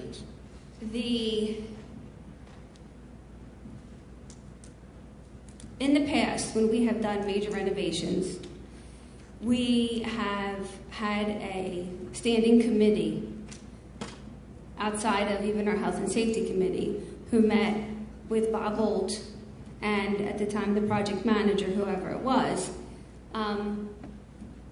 to discuss any issues that are coming up, because I'm not clear as to when these, repairs are supposed to take place. Over the next 2 months. Here's really the schedule. The schedule is going to be the bond referendum from past September 30th. The documentation in order to solicit the public bids is going to be done October, November, December. Then we'll accept construction bids. We also have to borrow money, right, to award these construction contracts. The bond council is going to work. We're going to have projects that are going to go out for bid after the first of the year. We're going to start procuring contractors. The first batch of work will probably be the roofs and some of the HVAC systems. The roofs will have to be done, Lisa, before the summer session comes back. It's a hot word, roofing solution. But some of the other work actually is going to go into the school day. That in line with the construction management firm, working with the principals, and to your point, the staff, so that we can schedule this thing. So, yes, there will be work from September 15 all the way through. Bob, when will we hire a construction manager? We will conduct interviews as soon as the bond passes. Because So as soon as we hire a construction manager, we'll start the process of including employee groups at schools, et cetera, principals, in whatever sort of roundtable thing we decide is best to talk about, how we lay this out, what the process is, what are the concerns, like we've done before. But the construction manager would normally, I think, run that process. Okay, so concerns would then go to the construction manager I've lived through this, Don, like you have, 4 times. So, yeah. I mean, I know the problems. We We had to delay openings. I mean, not as much as other schools have, but coming into the high school, wires hanging out the windows. Bob was always very receptive to, bring the issues to a meeting on Friday. We'll get them down. The project manager will be there. We'll get them taken care of. Usually because we had open communication about what was going on and what the issues were. I really can't say that has gone on over the past 5 or 6 years, and it's a concern. It's a concern on many levels. Mold remediation that has happened, things that are going on now, things in the past, HVAC issues that we have constantly every year. So, I mean, I'm speaking publicly about this because for this to be a success for all of us, there has to be a system of open and honest communication. I know your father. I know he worked diligently in this district with many boards of education to make things go well. And I want to know that that's what's going to happen, if this passes. Absolutely. I think you know that I'm a graduate of Woodstown High School 19. I know, and I taught your daughter. I know, yeah. So, right. So I point to the gentleman, I do have a best. Right. I mean, well, we all do, or we would be here. The front addition, I think, and the Max Center were successful projects. My brother ran them. So Right. Garrison will be involved with the start of it. Right, and I'm fine with that, but I may not have FaceTime with a Garrison. So, Oh, you might. well, I might. But my point is that there are a lot of people involved in making this successful. And there has to be a commitment from the board to have open communication and to make sure that that happens. There are way too many things that go on that are not addressed. I only mentioned a few here. I would like this to go smoothly. But there has to be a commitment for that to happen. And an expectation on the board's part that that is part and parcel for what has to happen here. Or it's not going to be successful. There's absolutely no reason for us not to try to do everything to make it successful.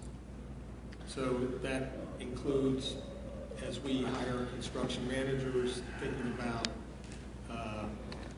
their personality, how they run things, what's their routine with respect to the occupants of the building. Those are all important things to us. So there's no reason for us not to want to have it run smoothly. Right, well, not wanting it and making it happen are two different things, Don. Well, of course. Well, that's the commitment I want. I'm committing myself There's no and one can people who... commit to making it happen. It happens because people try hard, and you committing to it. If you want a commitment from the board, yes, the commitment from the board is we're going to try hard to make it as smooth as possible. Well, I'm not asking for complete smoothness. I'm asking for open communication. Absolutely. And regular communication and meetings about issues, and that they will be resolved. Absolutely. Okay. Well, I mean, eventually. Yes. I mean, absolutely. Okay. That's what we've always done in the past. There's no reason not to do it. Thank you.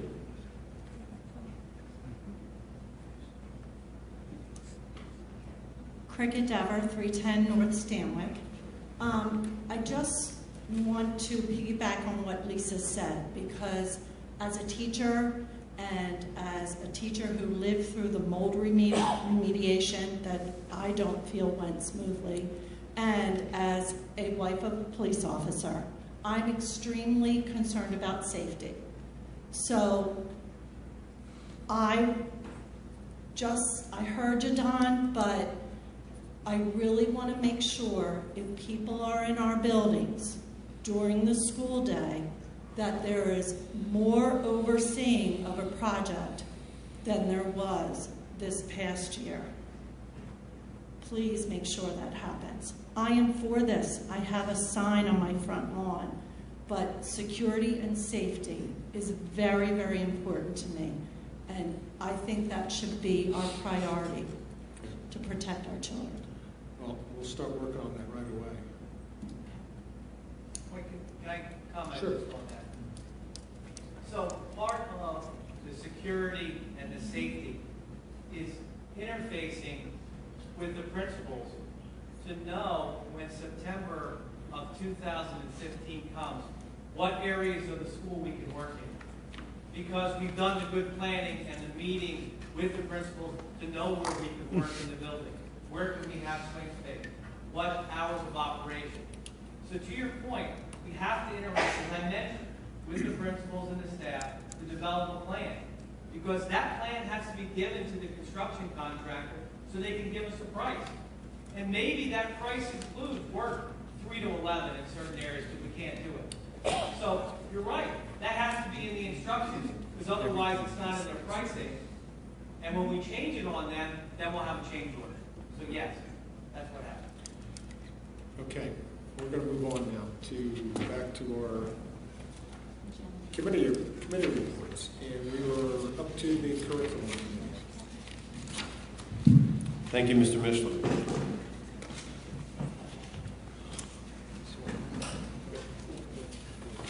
The curriculum committee met on Friday, September 5th. In short, our agenda covered 4 major items. The first was a presentation by Ms. Butler on the mentoring plan that has been developed and frankly refreshed over the last few weeks and over the summer. And that mentoring plan goes into detail how new hires into the district, new teachers and new professionals are brought up to speed on what we expect, and also to ensure that they have proper coaching, mentoring, and development as they start their career with the district. We also discussed the curriculum justifications for certain of the items that are in the referendum package that was described by Bob Garrison this evening. Specifically, we discussed the science rooms, understanding how the proposed changes to those rooms would support our existing curriculum, our future curriculum, and also flexibility for those classrooms so they would not only be capable and equipped for science instruction. We also had a report on summer curriculum writing, the results of that writing. Mrs. Butler was happy to report that all of the writing that we hoped would get done over the summer was completed on time and on budget. And also there was discussion of how we could better ensure coordination, information sharing, best practices sharing amongst those writing the same curriculum or curriculum in the same subject areas.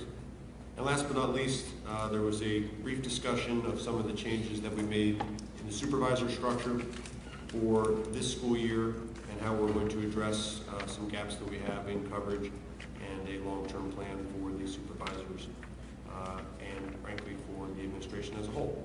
So that was the discussion in curriculum on the 5th, and we'll have our next meeting Friday the 19th, where the primary topics will be an update on our new math and new reading curriculum that we deployed over the last 2 years. Any questions? Operations facilities, obviously we just spent an hour and a half talking about what we were talking about in the last meeting. Plus, Brandon, you had the one thing you want to talk about the tree planting. Anybody is interested, this coming Friday, Morristown Tree Planting and Preservation Committee is planting trees along Bridgeboro Road. They were donated by IKEA, so they're going to be on our practice fields there. That's this coming Friday from 9 to 12, so they need volunteers to come out and help plant the trees. I'll be there, so if you want to join myself and the other volunteers, more than welcome. What kind of trees are they planting? Big trees. They're rather large. It doesn't say the type of tree, but the idea is that they're going to provide shade on that road, so when people were watching games, they can sit underneath the tree. So where people park, there are going to be trees now? That's going to make people really unhappy. No, the space between the fence line and the road. Correct. We have about probably 40 feet, 50 feet of grass. The trees are going to go right down the whole length of So the cars will be parking closer to the Bridgeboro. cars park on the other side of the school. I thought it was on Bridgeboro. On Bridgeboro, I'm sorry. No. The trees are on the west. I think their design is to go on the corner there, so I think most of them will be on Westfield, I would assume, but I think they're going to wrap around in Bridgeboro. I'm not positive, to be honest, so as far as... Not supposed to park there anyway. But nevertheless, if you are interested in volunteering, you're more than welcome. Show up the corner. Show up the corner. Budget and Finance Committee, Mrs. Goldberg. Right, so we had a meeting September the 8th, and as far as our discussion, it emanated around basically 6 points. One is a new payroll position that the business office needed for replacing an employee who is leaving next month. The second item was about QSAC. We are reviewing the finance portion that's dedicated to the annual QSAC Statement of Assurance, which the board needs to approve and which is admitted and mandated by the state. This year, the district is slated for a comprehensive CUSAC review, which does occur every 3 years. We discussed a 2013-14 budget, additional appropriation, and the end of the year closeout. The committee reviewed the preliminary budget closeout of the 13-14 budget school year. The auditors will be in the district September 22nd through October 3rd. Upon completion of the audit, the committee will review final 13-14 numbers. The committee also reviewed the extraordinary aid numbers that were given to us for 13-14. We received $721,751. And the extraordinary aid funding came from the application that was submitted in May for the 13-14 year. The salaries, we discussed the updated status of personnel and their corresponding salaries for the 2014-2015 year. This review will continue as the new school year is underway and the open positions are filled. We discussed health benefits, and the committee reviewed the highlights of the AON report from the state health benefits program for the 2014 school year. This district continues to save money, so far approximately $1.1 million since it changed from the state health benefits program to Aetna in April of 2012. Based on the state health benefit premium rates for 2015, our district looks like it will save approximately $200,000 for this school year. We talked about timelines for the 2015-16 budget. The committee reviewed tentative timelines for the development of the 2015-16 school year. Any questions? What would be the process for the timeline to make their way to the rest of the board? Right, so we do have dates, which I guess, I'm not sure if they're posted on the... No, I can distribute them to the rest. Okay, so yeah, we have dates for everything from when it goes to committees, to cabinet, to administrative council, and she'll get that tomorrow. Can you put that out? Thank you. Thank you. Any other questions? The technology committee? I have the report for technology given to me from Lee Powell.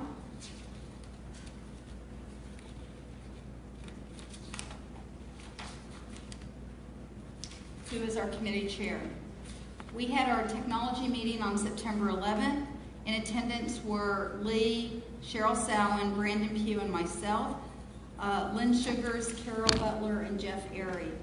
The item and Mr. Ream. The items discussed, we had discussed the smart board installation and implementation. After a delay in delivery from our manufacturer, approximately 130 of the 140 smart boards ordered for the district are now available for installation.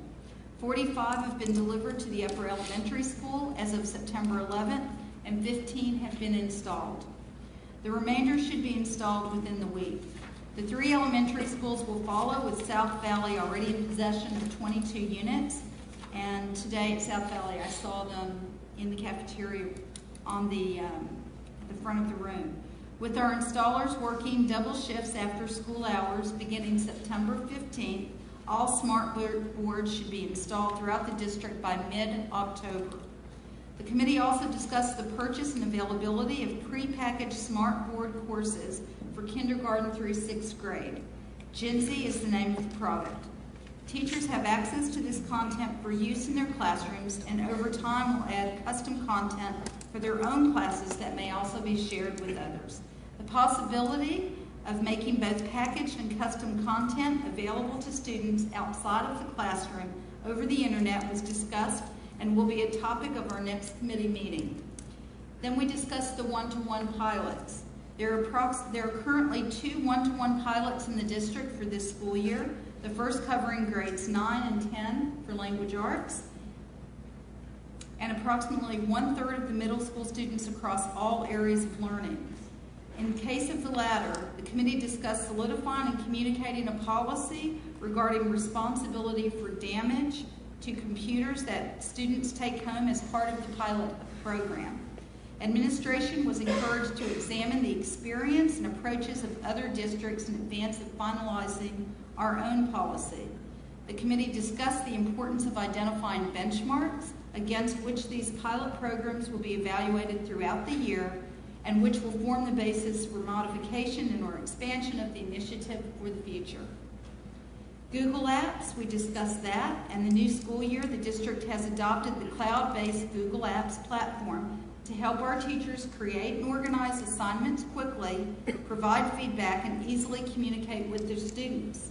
By housing our content and communications in the clouds, teachers and students have or will have the ability in the future to interact and share content without the confines of a physical classroom. The application stack includes Google Documents, Google Drive, and Gmail. And at this point, essentially every teacher in the district has received Google training.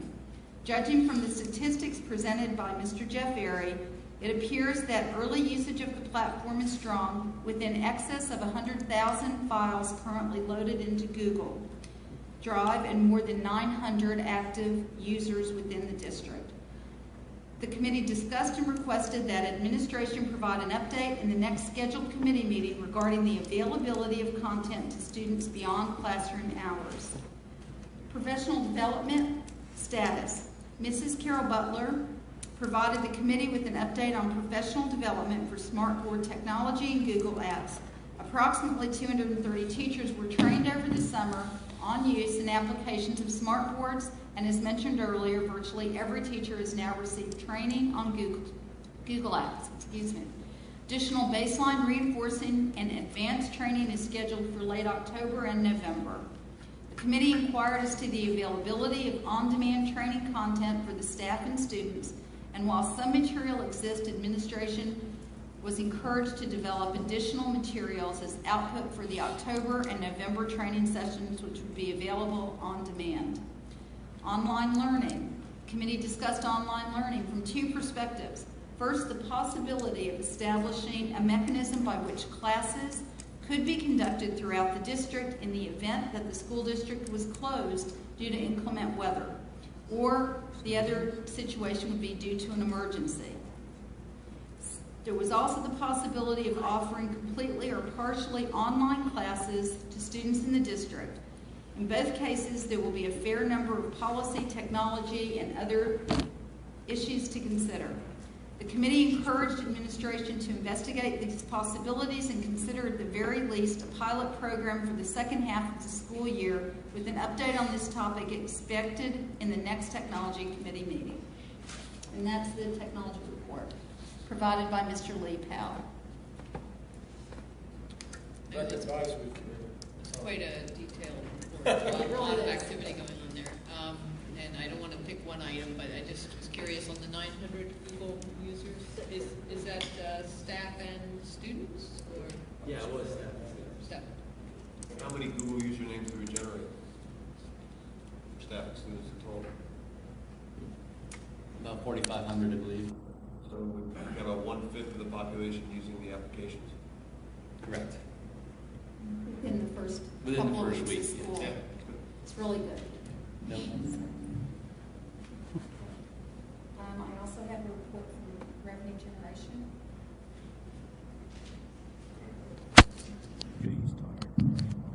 Thank you. You want some more cough drops?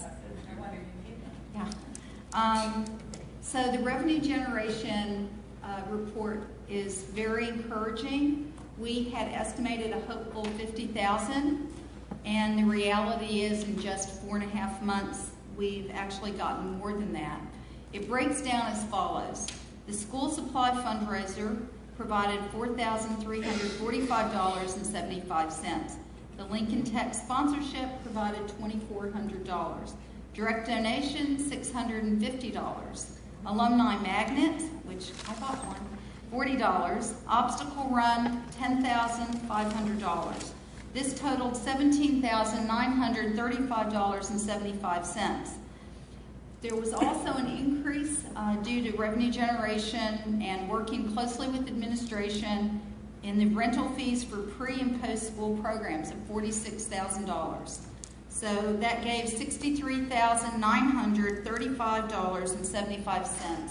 And I'd just like to take a minute to publicly thank Karen for all of her work in this, and Elise Brown, who worked very hard in it, and all our staff who helped in every respect getting this underway and done. And it's tremendous, so thank you very, very much.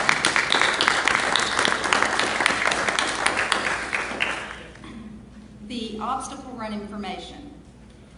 Sorry, it's more. But they've been working hard. The staff, along with parents, along with our administrators, held an obstacle run on September 7th, and it was a huge success. There were 320 runners participating in either the 1 mile or the 5K run, plus a mini festival area. The event was in collaboration between the MTPS staff, administration, parents, and local businesses. The race started as a vision last spring. It was a great success, and positive community feedback has ensued, and they're hoping to make it an annual event. And it was a wonderful way to start off the school year with everyone working together to support the schools, the community, and to promote fitness at the same time. So we have a lot of thanks to give, but I think Karen, Elise Brown, Jack Lance, Tim Ream, Greg McCarty, Jeff Airy, Lynn Sugars, Marie Appalucci, Sean Anstey, Lisa Trapani, and many other parent volunteers and staff volunteers. So thank you very much. I do. Okay, your turn. Okay. Just a minute. Matt, the rec committee. Yeah, 2 quick items from the Rec Advisory Committee. I did not make the last meeting as I had a conflict, but one item that Mr. Panzarella shared with me, which we can announce again in the October meeting, is on Sunday, November 2nd at the Church Street Recreation Center. At what time now? 12:30. There'll be an indoor special needs soccer clinic sponsored by More Kids and the Recreation Department. I'm sure that'll be on our website as well as the Recreation website, and we'll mention that again in the October meeting. And then secondly, as you may have noticed on our website, and I'd like to thank Ms. Sugars for working with Teresa Miller from the Rec Center. We took some extra capacity, or at least some extra time that we had with one of our buses, and have now set up a bus to go from Williams to the Rec Center every day after school. So it's a natural conduit and feeder for kids who might not have something to do after school to make it directly to the Rec Center, and I understand that it's been well utilized so far. So thank you to Ms. Sugars and Teresa Miller from the Rec Center for making that happen. And that bus connects with the Live Civilly Homework? It does. The Live Civilly Homework Program, which I believe starts in October. Oh, okay. The bus, that's on Tuesdays and Thursdays, the bus will be connected with that as well. That's what I got. Speak. This is Zajan. Thank you, Mr. Mishler. Speak met last Thursday, and their meetings will be on the 2nd Thursday of each month, although they will not be every month, so just check on their calendar on the MTPS website for exact dates. Mr. Tate reviewed the programming in each of the buildings and also any changes to staff. Transportation was discussed. There were a few issues this year so far. They have been addressed, and administration is continuing to monitor closely. There is dyslexia training that's going on in the district. That is a new requirement this year.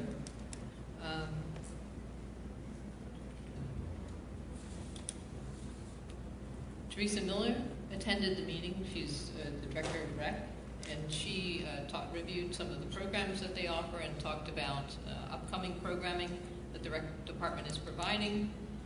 There is a committee of 3 parents who are involved in planning, and there is a meet and greet at the rec center on Tuesday, October 21st from 7:30 to 8:30. There are also some other activities, and information also can be found on the MTPS website. If you go under support organizations and then to speak. The annual Speak conference will be held on April 25th, 2015, and the first planning meeting is coming up in November.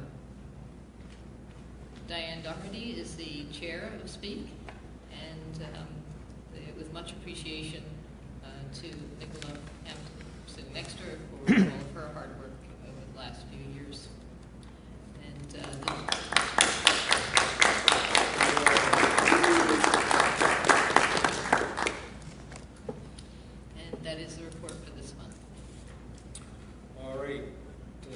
PACE, Mrs.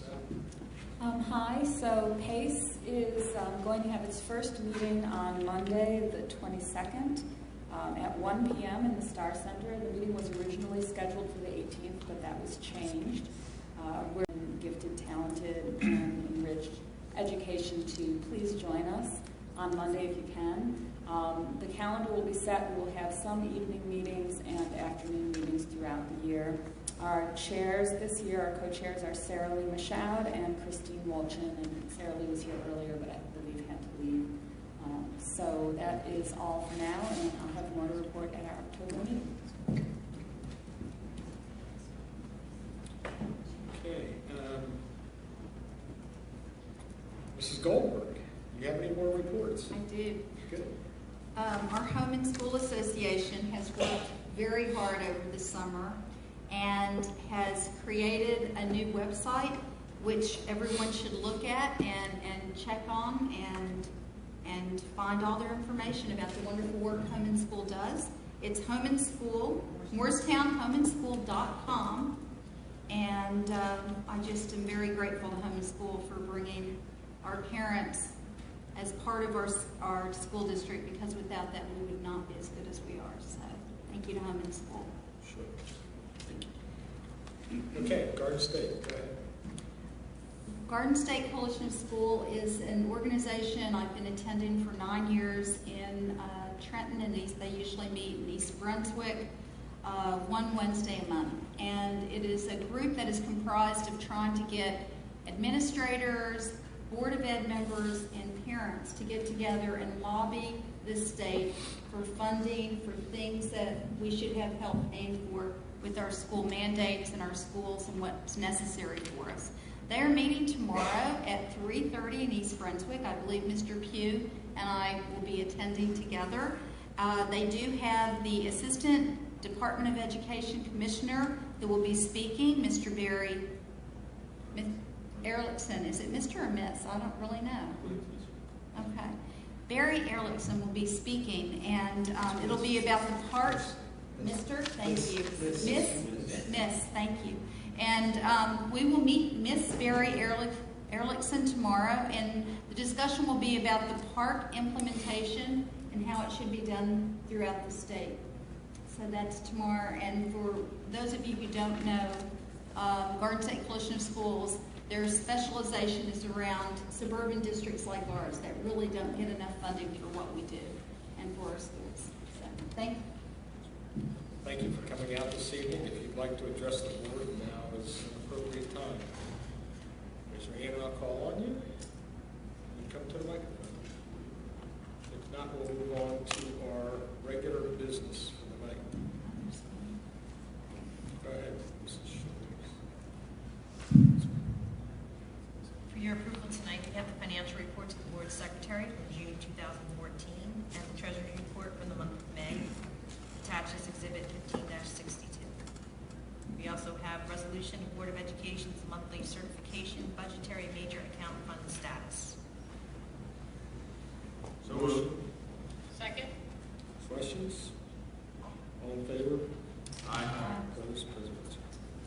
We recommend approval of budget transfers for the month of June and July 2014, attached as Exhibit 15-63. So moved. Second. Questions? All in favor? Aye. Opposed? President. I recommend approval of the bills in the amount of $3,139,790.42, attached as Exhibit 15-64. So moved. Second. Any questions? I'm going to abstain, Mr. Michelin. Sure. Anyone else? All in favor? Aye. Opposed? President's aye. One abstention. Recommendations as superintendent. First is the approval of the 2014-2015 Memorandum of Agreement between education and law enforcement officials. I recommend acceptance of the MOA agreement as Exhibit 15-65. So moved. Second. Any questions? Yep. Mr. Mishler, are there any changes from last year to this year? Well, it's a 60 or 70 page document, So the answer is yes, but I don't think any of them were viewed to be very significant this year. I couldn't tell you. I'm sorry? Essentially the same. Are there any issues that that our police department would be concerned about, that we would be discussing? That Not at this time.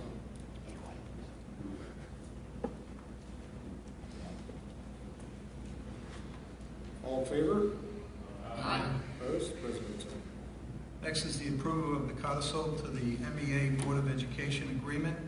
I recommended the board approve the codicil to the MEA Board of Ed agreement, July 1, 2013 to June 30th, 2016, as per the attached exhibit 1566. So moved.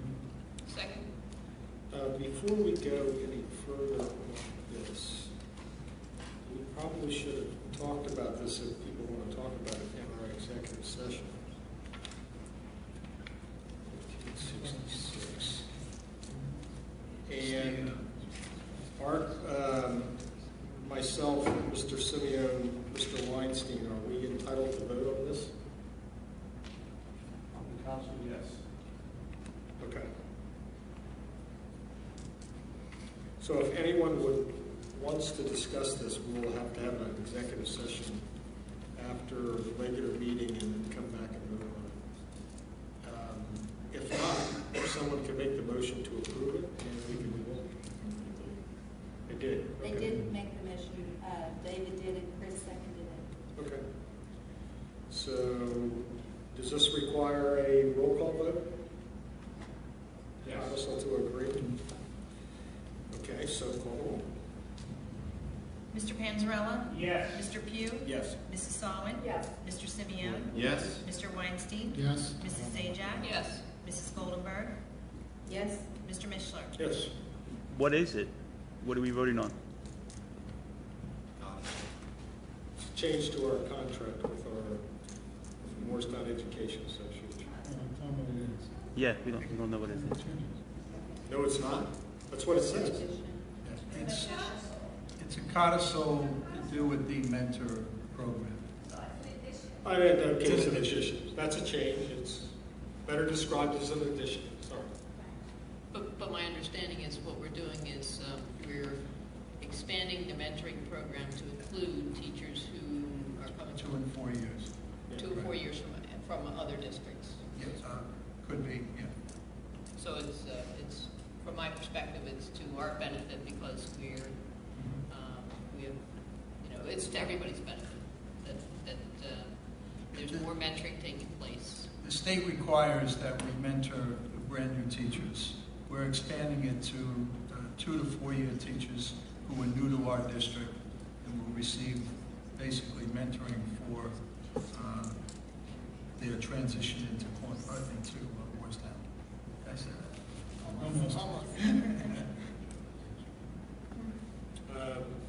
So we already voted. Let's go ahead to the. Okay, our special education out-of-district placements. I recommended the board approve the special education student placement listed on Exhibit 15-67 for the 2014-15 school year. So moved. Second. Questions? Mr. Schmidt to abstain again. Mr. Abstain. Is Dave Tate still here? Dave's still Yeah. Yes, so. There he is. Dave, no question, no, other Dave. I'm sorry. Mr. Tate. Compared to, well, obviously it's the beginning of the year, but in your assessment, how are we doing overall in managing our out-of-district placements? If you're speaking about the number of students that we have out of district now as compared to last year, yes, we are, I think, 2 less right now, 2 fewer. Thank you for your continuing work in that area. Thank you.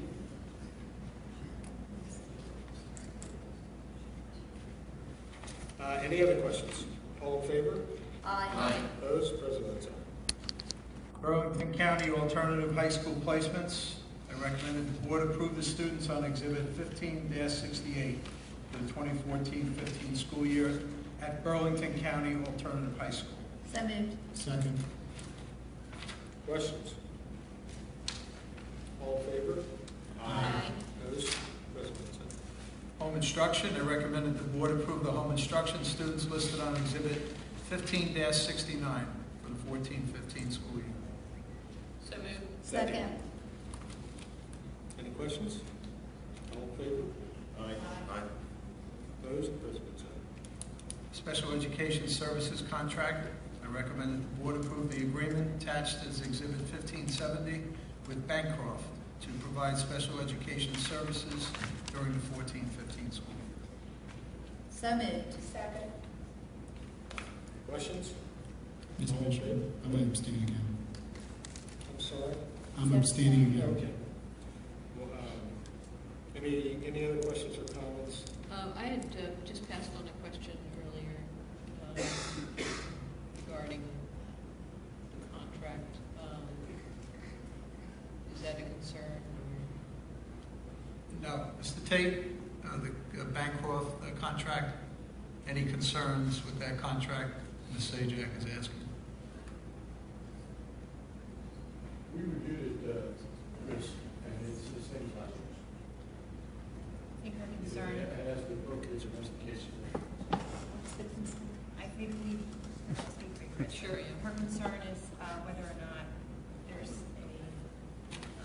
There was, if this is the, I don't know if there were two on this agenda, but there was certainly protection on the side of Bancroft of, I'll call it poaching of their employees. I just wanted to make sure that that wasn't a concern of ours, and if it was, are we also protected from the reverse of that? There's nothing in the contract that would prevent them from using our, what, address. And so then, is that a concern that we experienced that, and if we have, is that something we want to protect ourselves against? In my experience, it certainly is a concern for Bancroft. There are certain times when I'm looking at some of their employees and I'm thinking, hey, we'd really love to have them. Typically, though, I mean, it's not happened in my time, but it's certainly something I think that, Art, that might be something that we consider. I mean, I know that all the contracts basically have the same format. I didn't notice that that the contracts were written like that, but it hasn't been a concern with any of the companies, but certainly not to say that it won't be. Would you come up with a provision that will take care of it? Any other questions? All in favor? Aye. Opposed? President's aye.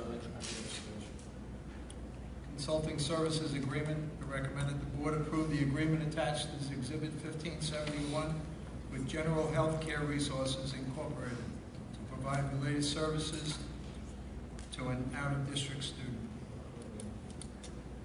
So moved. Second. Questions? All in favor? Aye. Opposed? President's aye. 2015 NCLB Consolidated Grant Application. I recommend that the board hereby authorize the submission of the NCLB application for the fiscal year 2015. So moved. Second. Questions? All in favor? Aye. Opposed? President votes aye. The mentoring plan, I recommend that the board approve the 2014-15 mentoring plan as Exhibit 15-72. So moved. Second. Questions about the mentoring plan? All in favor? Aye. Opposed? President votes aye. travel expenditure approval request. I recommend that the board approve the travel expenditure requests as amended, attached as Exhibit 15-73. So moved. Second. Questions? All in favor? Aye. Aye. Opposed? President. A resolution is requested approving acceptance of the following donations for the back-to-school obstacle run on September 7th. So moved. Second. Any questions? Are these just donations, or were these actually, did these contain any type of benefits that were going with them?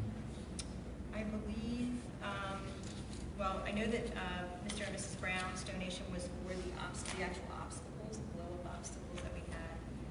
Ms. Oway's donation, I believe, was for the DJ. Rita's was just a donation. And I believe that the, you might have to help me, Karen, Catherine Jew, podiatry? Okay. And Breakthrough were a shared sponsorship, a $500 sponsorship. And the Morristown Education Association was a sponsorship as well. And just so I'm clear, because I never saw any advertising, what did they get in return for that? Was it? They got their names on the. They just got the names on the marketing material. On the marketing material. And then, but they were $500 sponsors of the Joint Blend with a website advertising was part of their sponsorship.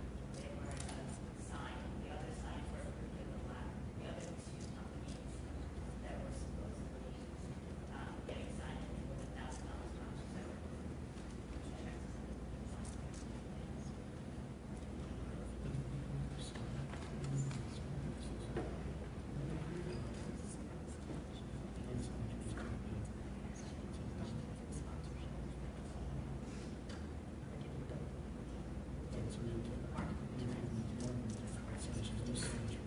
Correct. How long are we giving them advertising space on the website? I'm just curious. 6 months. Yeah, that's what was originally proposed. Have we seen the ad that they're proposing? It will be approved by the administration. It's not here yet. It has to be received. Any other questions? All in favor? Aye. Opposed? No. President says. Jersey CUSAC resolution, I recommend that the board approve the resolution to submit the statement of assurance to the New Jersey Department of Education attached as Exhibit 15-74. So moved. Second. Questions? Just the timing of this, why it's here now. Are we meeting a requirement? An annual requirement? We're up for our triannual CUSAC evaluation, and any district that's in that category has to submit their statement of assurance prior to October 15th, because our next board meeting is October 21st. We are putting it on this board meeting. All other districts have to submit it by November 15th. So then I have a question on page 3 for the 21st century life and careers. Spell right. I'm sorry. So on page 3 of the New Jersey CUSAC statement of assurance. Okay. 21st century and career, life and careers. You in the exhibits? Yeah. That's right.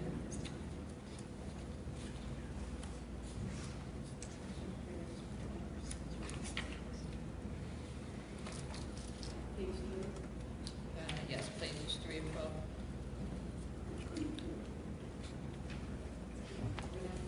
Okay, go ahead, I'm sorry. So at the bottom of that, 21st century life and careers. Right. With the changes in curriculum and staff that were implemented this year, did that impact that category? And if so, well, I'll ask that first question. Did that impact that category? Yes. So, would what was submitted in 2012 still be valid for this CUSAC report? What I think at this level, what they're doing is just doing an assurance that we changed our curriculum based on the dates that are required, which we did meet that, so we should get credit for that. When they come in for monitoring, they're going to look for in some of our curricular agendas, or written plans of how these life and careers have been implemented in other curriculums.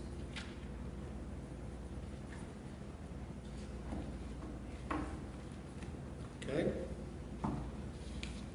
questions? All in favor? Opposed? President Sanders. Comprehensive maintenance plan. I recommend that the board approve the 2014-15 comprehensive maintenance plan and annual budget worksheet attaches Exhibit 15-75. So moved. Second. Questions? Just a quick question. So this is the comprehensive maintenance plan for all the items in our buildings, such as roofs, exterior, HVAC, lighting, control.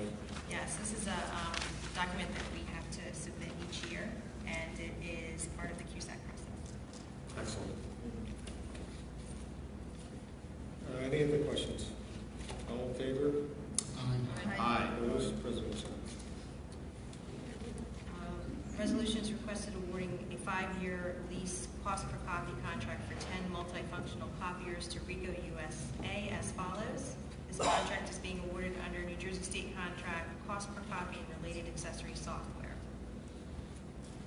I have a question. Motion. Second. Go ahead, Ken. So, we as a district are paying for this, or this is awarded to us? No, we are leasing copiers. And every school has one here except Baker School? Yes, it's all based on where they are in their current contracts, so they expire at different times. We just so happen to have a group here that is expiring all at once. Okay. Do we currently use Rico copiers across the board, or we just happen to go into these? I'm just curious. We, what we do with this process is that we solicit quotes from 3 different vendors under that state contract.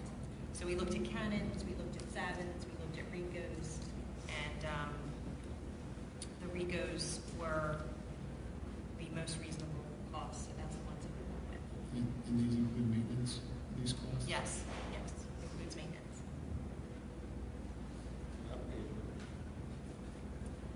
Any other questions? All in favor? Aye. Opposed? President.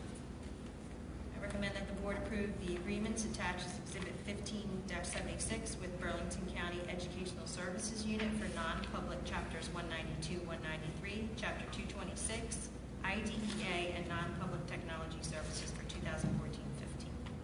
So moved. Second. Questions? All in favor? Aye. Opposed? President Sanders. And finally, Mr. D'Ascenzo, I asked Mr. D'Ascenzo to be here tonight as our HIV coordinator for the district. Thank you for being here, Mr. D'Ascenzo. We have our HIV self-assessment. This is a school self-assessment for determining grades under the Anti-Bullying Act. Each school had to do their own self-assessment, and then we'll have a district assessment or statement of assurance that Mr. Reed will submit tomorrow. But I asked Mr. D'Ascenzo to be here in case there were any questions concerning the HIV self-assessment. So a resolution is requested approving the school self-assessment for determining grades under the Anti-Bullying Bill of Rights Act for each school and the corresponding statement of assurances through June 30th, 2014, attached as Exhibit 15-77. So moved. Second. Questions?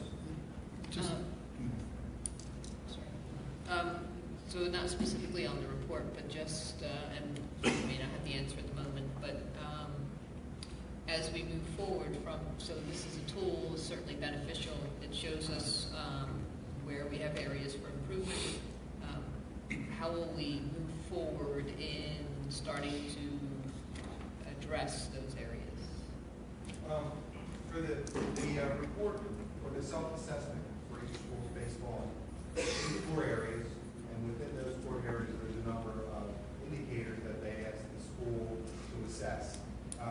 The scoring is 0 to 3, and what they ask you to do is provide information, data, etc., to reinforce your scoring.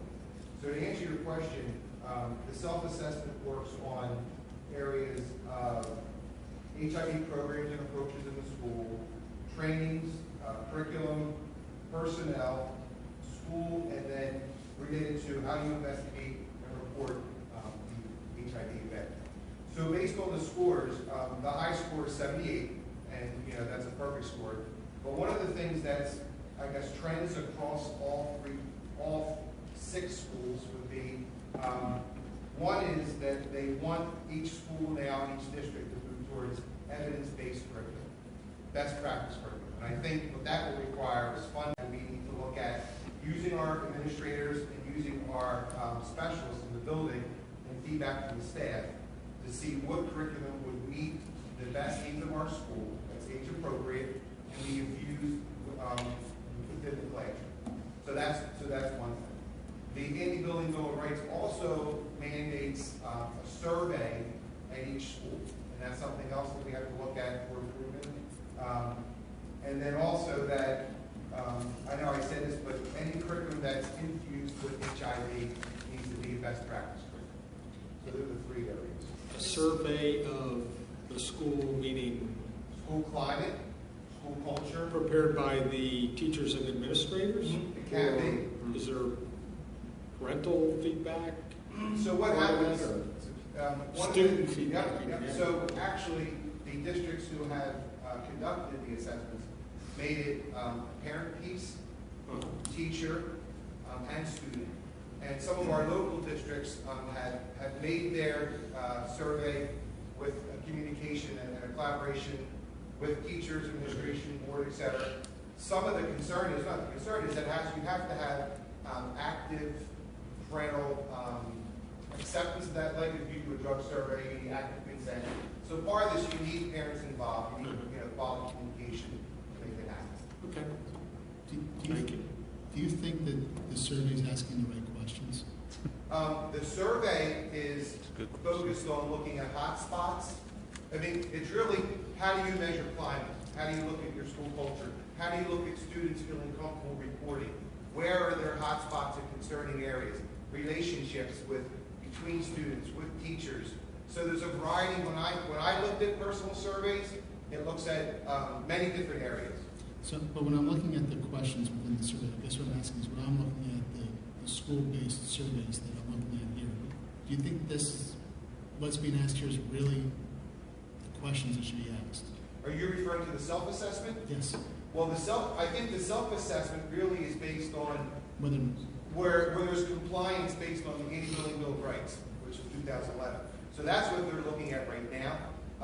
The school assessment would be looking at how we can improve our climate, look at areas, hotspots, etc. So they're really 2 different things. Well, I'm just talking about what's in front of us, which is what we're asking to be improved, which are these self-assessments. I'm just asking whether or not they're really self-assessing on the right areas here.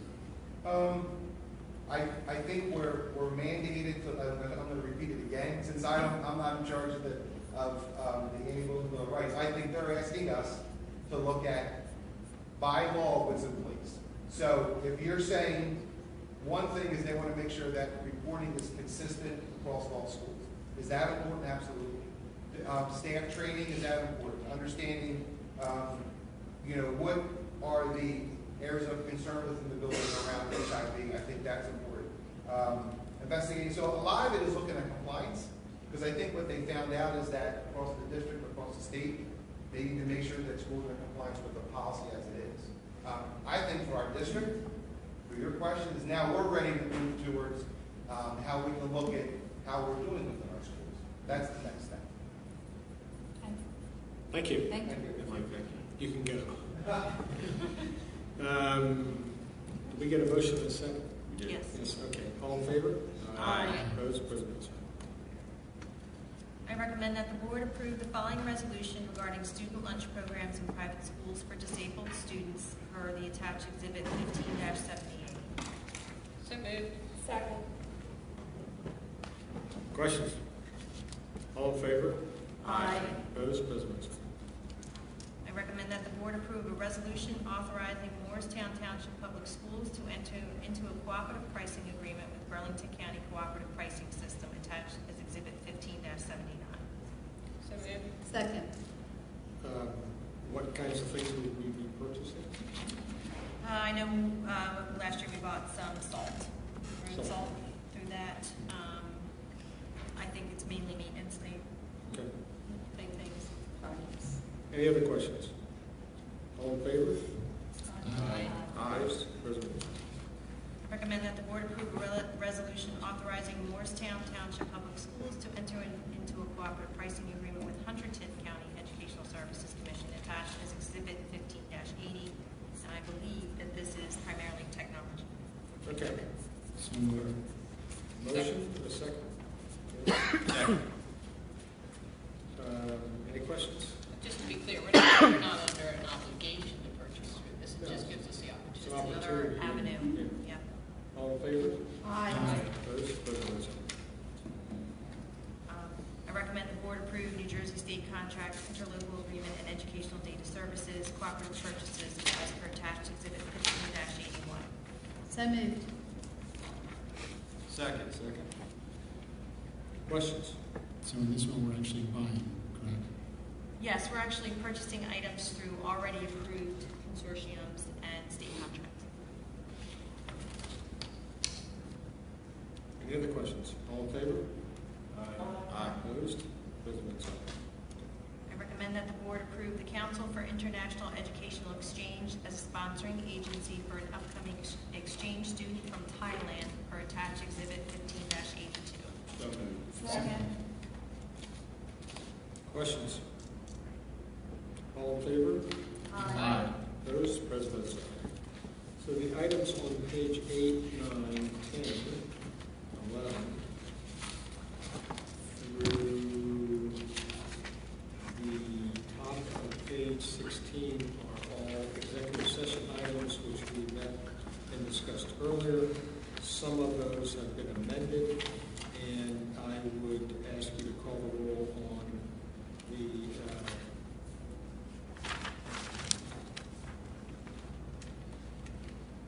I'm sorry, let's have a motion in a second, let me call the roll. What are we moving on now? All of the items on page 8 under E through 21 on page 16 with the amendments that were discussed. So Including the removal of the one issue where we talked about the information was incorrect. So moved. So I have a motion in a second. Second. Call the roll, please. Mr. Panzarella? Yes. Mr. Pugh? Yes. Mrs. Solomon? Yes. Mr. Simeone? Yep. Mr. Weinstein? Yes. Mrs. Zajac? Yes. Mrs. Goldenberg? Yes. Mr. Mishler?